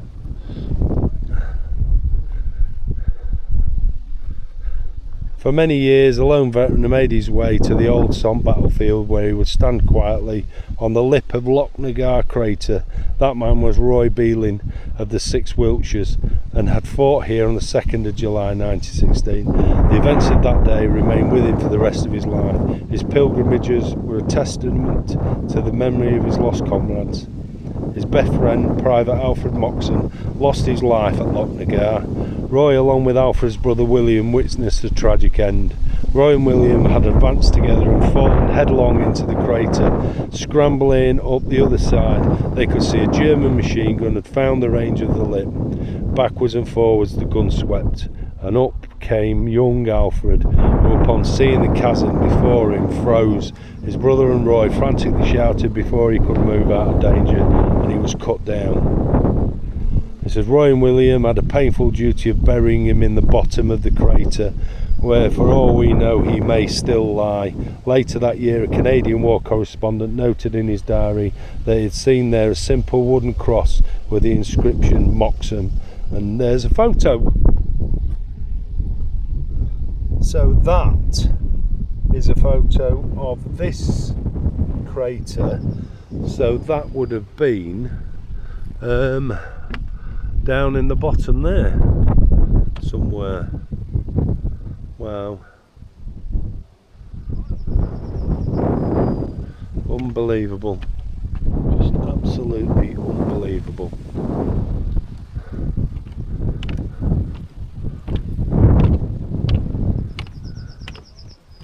And then I say each one of these is each plank is sponsored by somebody or an organisation, or but this is private land, so this actually belongs to somebody that keeps it like this. So I presume it's a farmer. I can't imagine it being anybody else, but unbelievable.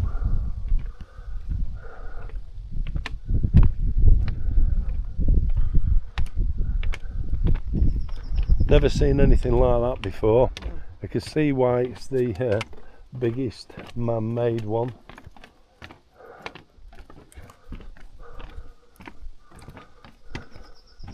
I do like the stories that are around about as well.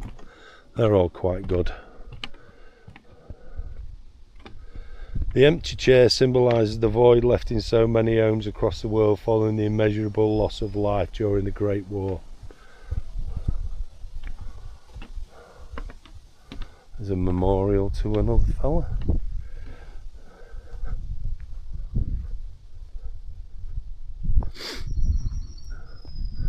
Account of Private Billy Disbury, 11th Suffolk, Cambridgeshire Pals. For many years, Les Disbury, one of the founding members of the Friends of the Loch Nagar, would lovingly lay a wreath to his uncle Billy, who fell at the crater on the 1st of July. Here's Billy's story. Amidst great enthusiasm, young men of the small village of Barton in Cambridgeshire answered Kitchener's call in 1914.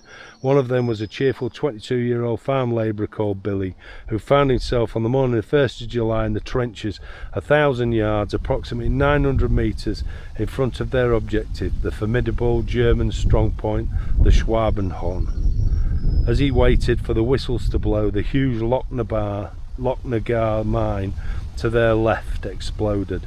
Billy's battalion set off following the Grimsby chums. Both were untried in battle, but they resolutely walked through the hailstorm of machine gun fire that viciously swept back and forth along their ranks. As all around them they witnessed their lifelong friends cut down. Miraculously, about a dozen men even got as far as the relative shelter of their objective, only to be engulfed by flamethrowers placed on the trench parapet. By nightfall, over a half of the 11th Suffolks lay dead or wounded in no man's land, and the original Cambridge Pals were no more. On that one terrible day, Barton alone lost 2 of its young men, among no less than 10 who died in the war, and who are honoured on the village war memorial. Billy's body was never recovered from the battlefield. He is commemorated on the Commonwealth War Games Commission Theatville Memorial to the missing of the Somme. So, there he is.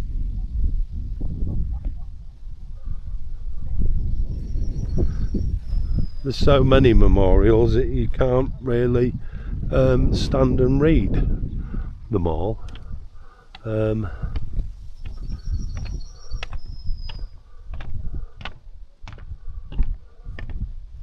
What a fantastic, I'm saying a fantastic place. What a sad place, to be fair. Sad place.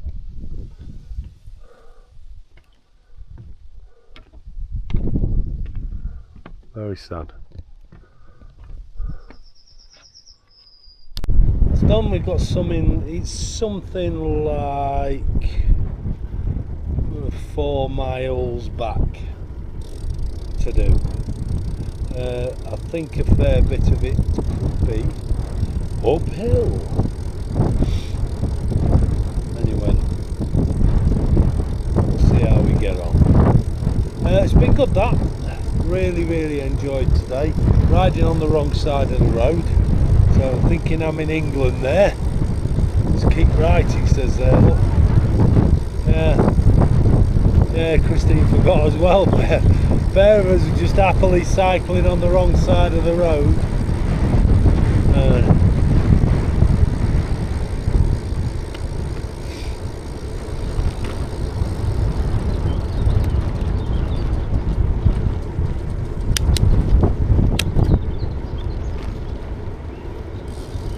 Slide right onto Route de Bécourt, then turn right onto Rue Georges Cavelier.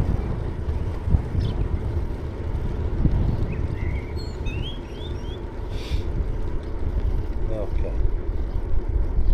Turn right onto Rue Georges Cavelier, D20.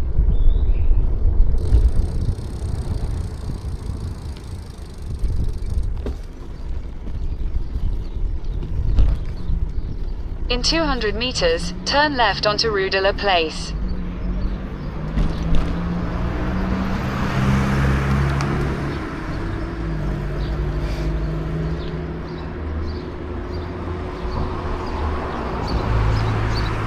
All right.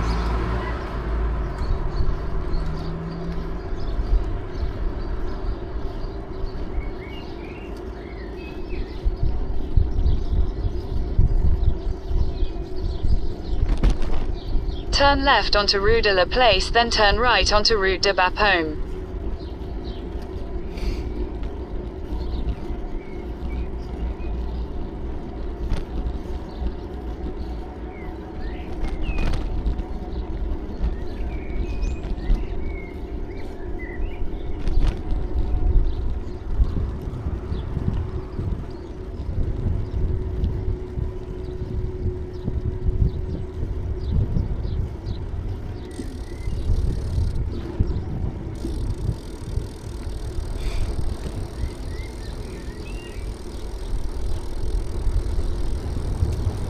Christine? Turn right onto Route de Bapaume, D929. Right.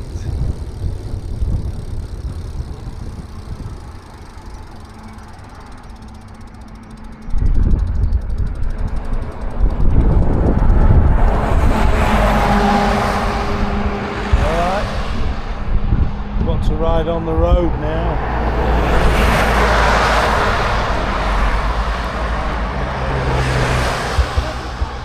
You want to ride on the path? Come on. Hey? Fucking mental. In 200 meters, turn left onto Auvillers-le-Bois-Saileur. You've got to turn off in a minute. Up here. Auvillers. Yeah.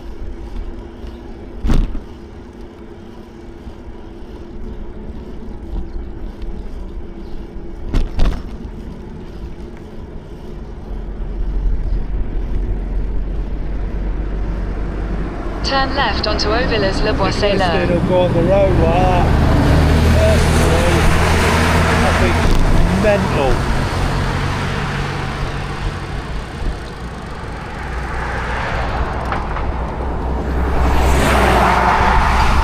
Oh, she's cut off the road. Came on the side of the road behind me, I bet he did. That's a British cemetery over there. Yeah. Where, over there? Yeah. That's So all Brick it's Cemetery. Cemetery Militaire. It's all there, Brick Cemetery. Alright.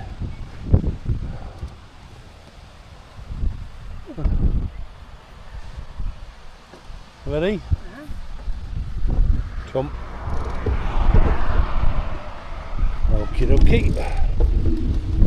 In 200 Back on meters, again. continue on to Rue St. Vincent.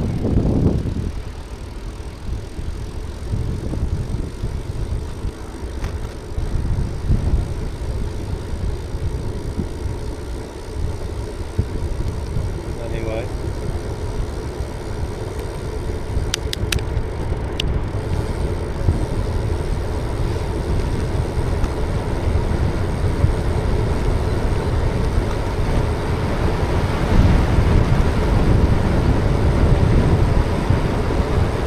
In 500 meters, turn right onto Rue Bray de Bois Saint-Ger.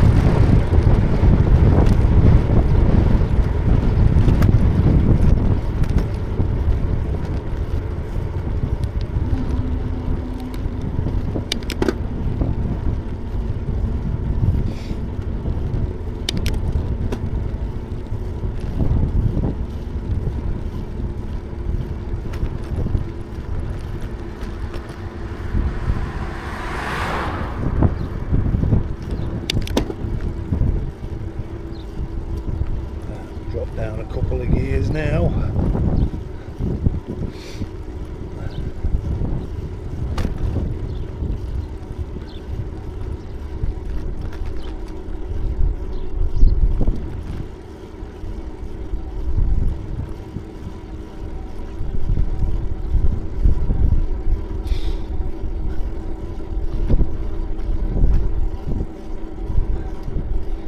Feel my legs burning a bit.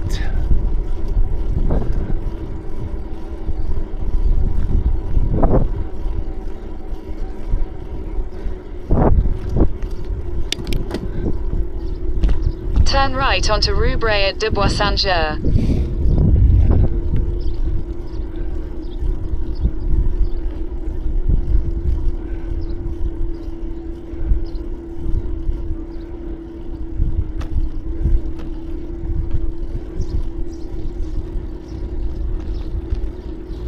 In 400 meters, turn left onto Route d'Ortuilleur.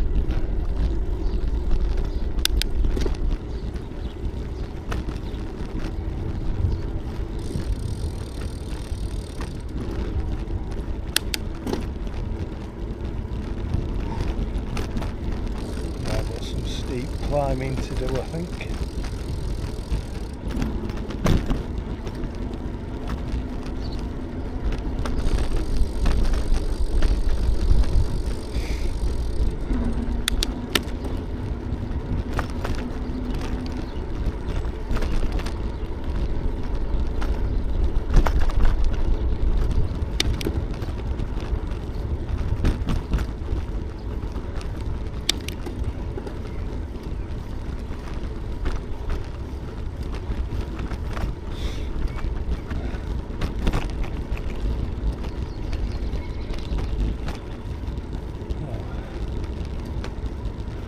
Turn left onto Route d'Ortuilleur.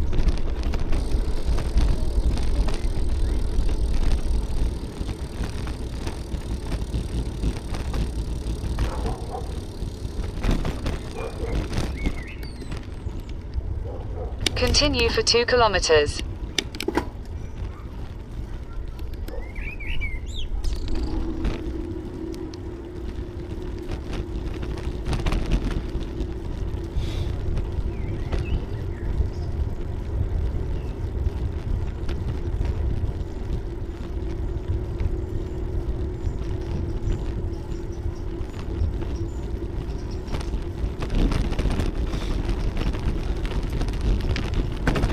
Not going to be liking this.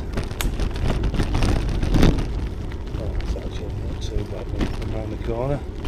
You can see the Thiepval Memorial in front.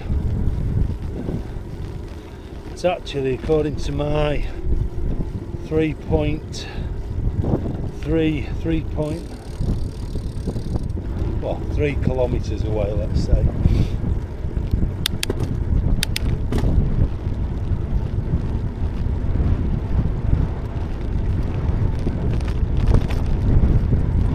Been a good ride, I've enjoyed it.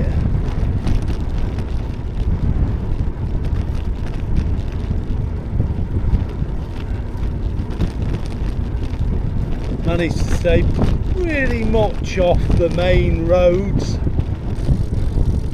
Got to go down the hill and get up that bloody hill.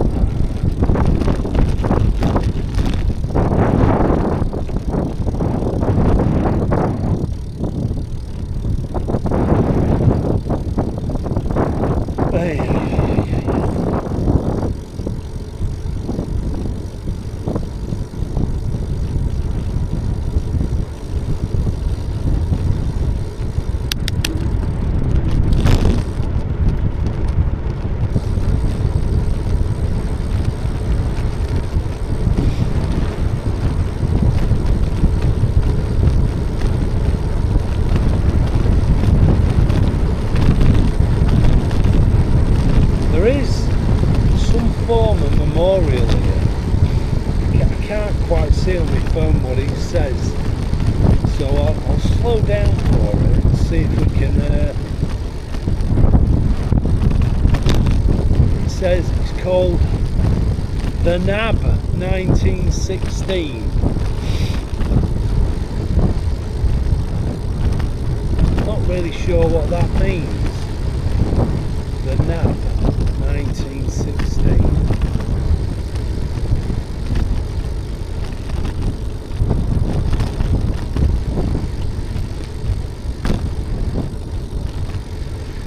This bit here is called the NAB. Right, oh, there it is.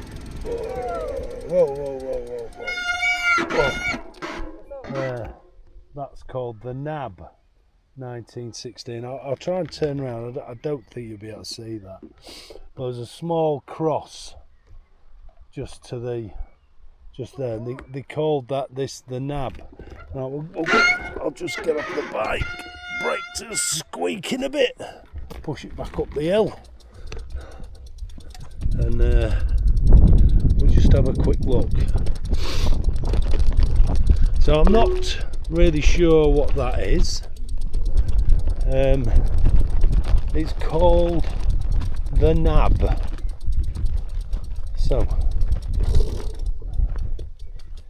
the NAB 1916. I'm presuming people would have been looking up over the top of that, hiding this side of this mound. I'm assuming. You are recording it? Yeah, I'm recording, yeah.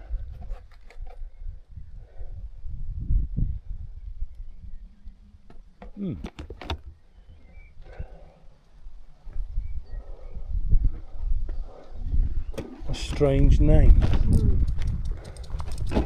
I suppose it would have just given you that shelter just over the top. Continue for 800 meters.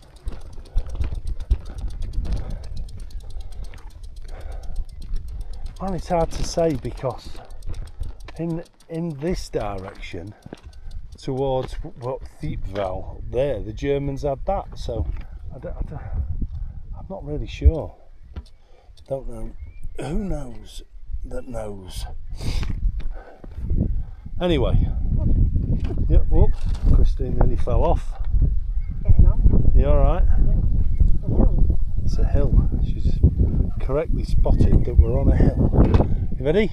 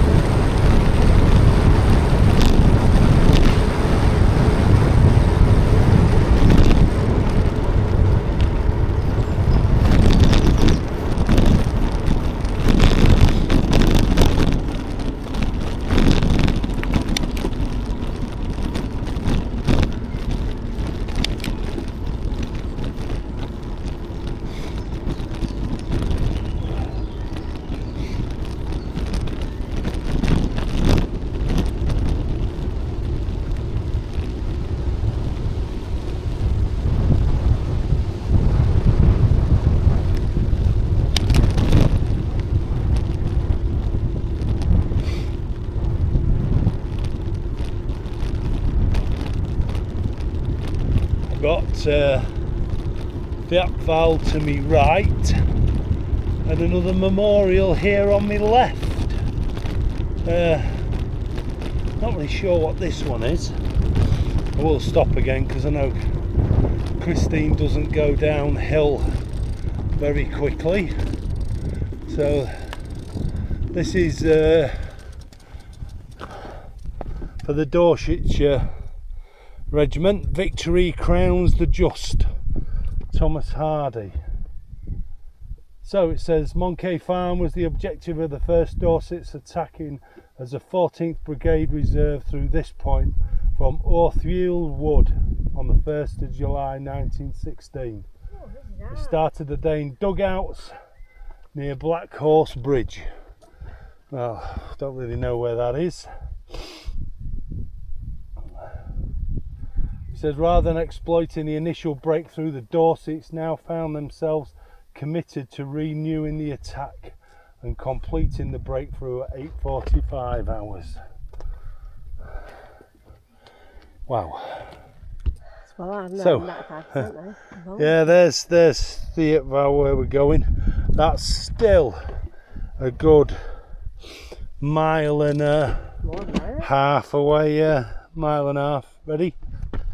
Ready? Try it on hill. Yeah, I'll try. Get it on 3rd. Well, 2nd, 3rd. Right, Yeah, ready? Yeah.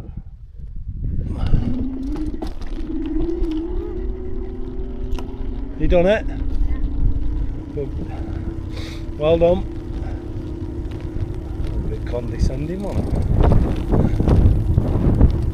Well, I'll tell you to get it on 3rd. It's it's a 3-speed electric box, and if you're on a hill, it's dead handy to have because when you initially press the pedal down, it gives you a bit of a kick as well, so it helps you get going.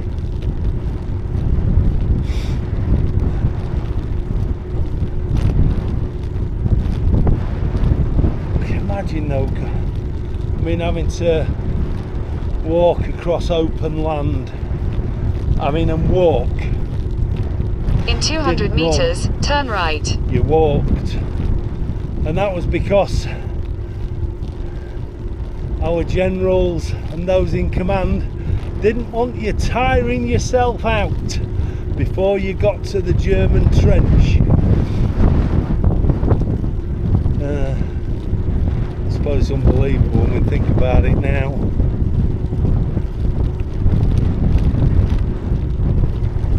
Turn right.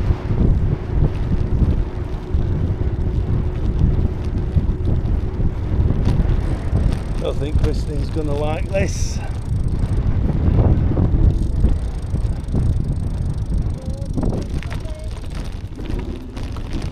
Come on, it's not too bad. Continue for 1 kilometer.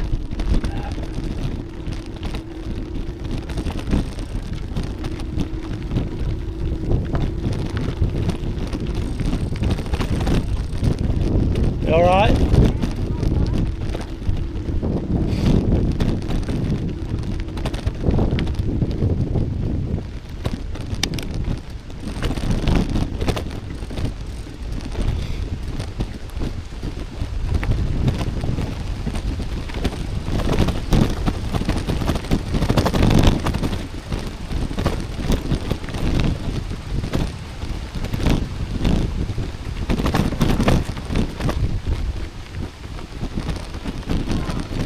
Getting off?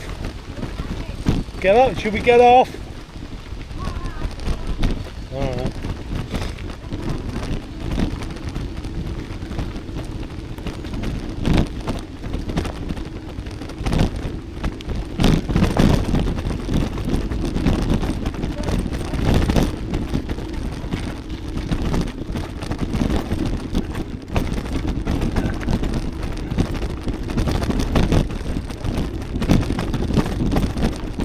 All right.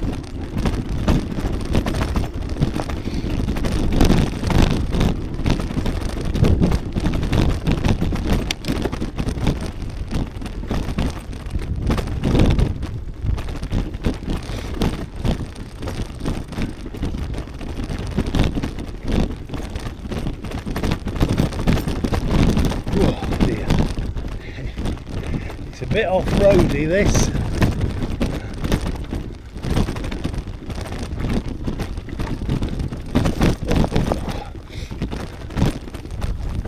You alright? Do you want to stop?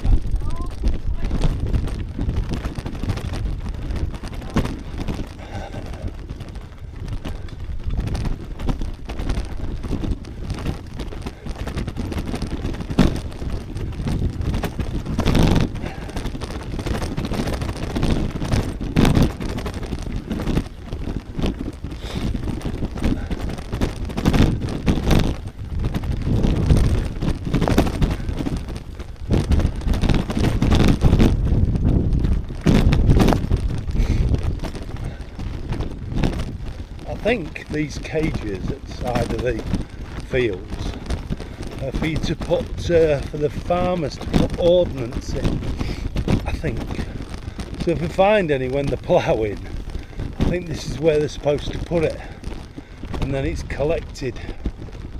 I think that's where it goes.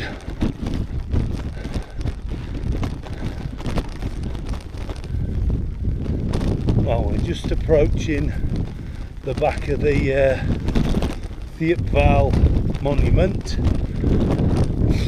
I think Christine should be real pleased of herself if she can make it this last bit.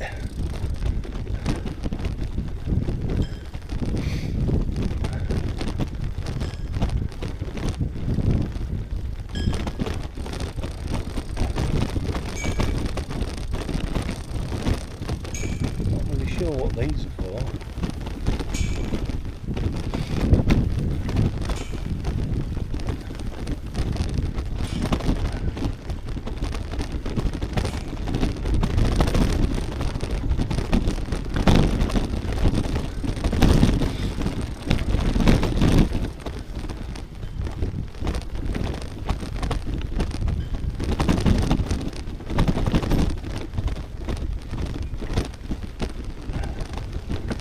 Get to this gravel and then we will stop, because this will be horrendous. Gotta wait for her now. I think she's quite a way behind. Oh, she's here. She's actually cycled it. I didn't think she would. I couldn't see her in my mirror, so speeding now, what?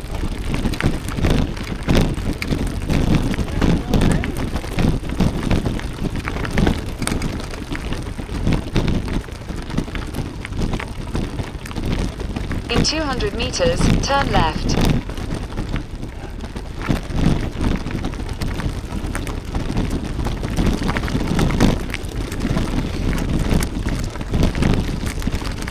Be careful on it now, Christine. Be careful now.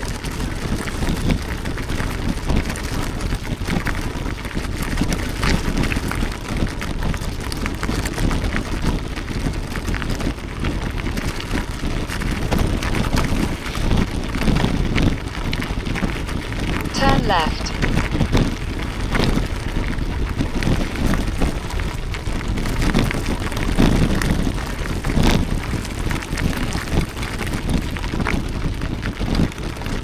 This way. This way. In 200 meters, turn right onto Rue du Château, D151. Well done. Oh, hard that. You did really, really well there. Well hard that was. Really well.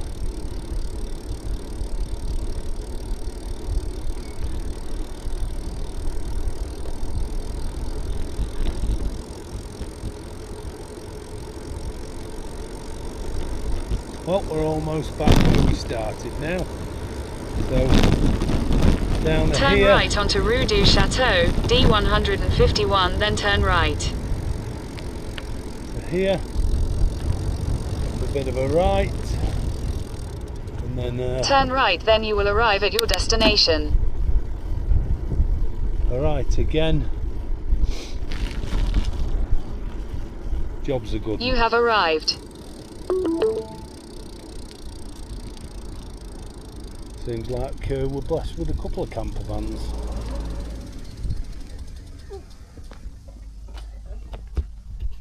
Yeah, a couple of campers in, aren't there? The mags had a moving. Why? Oh, there's only 3% of my battery. I'll quickly read this. It says, "This is a letter from Private John Scollan. My dear wife and children, it is with regret that I write these last words of farewell to you. If it's God's holy will that I should fall, I will have done my duty for my king and country, and I hope justly in the sight of God. It's hard to part from you, but keep a good heart, dear Tina, and do not grieve for me, for God and his blessed mother will watch over you and my bonny little children, and I'll not have the least doubt that my country will help you, for the sake of one of its soldiers that has done his duty. Well, dear wife Tina, you've been a good wife and mother to look after my canny bairns, and I'm sure they'll be a credit to both of us. Dearest wife Christina, accept this little souvenir of France, a cross made from a French bullet which I enclose for you. My Joe, Jack, Tina and Aggie, not forgetting my bonny twins Nora and Hugh, and my last flower baby, whom I only had the great pleasure of seeing once since he came into the world, God bless him. I will try and get to do my duty whilst on this perilous undertaking. If I fall on the top of a massive bayonet, then you will know that I died in God's holy grace. Tell all of my friends, and yours also, that I bid them farewell now.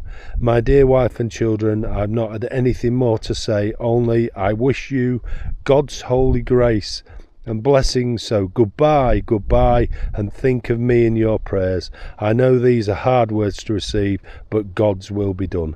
From your faithful soldier, husband and father, John Scollan. Goodbye, my loved ones, don't cry. I made the cross myself." Wow. Okay, just so you didn't know, this is where we'll be staying for the night. Looks like there's already a couple of vans that are already parked here. There's no problem with staying here, so this is where we'll stay, and then we'll get up in the morning and we'll be moving on to Rouen.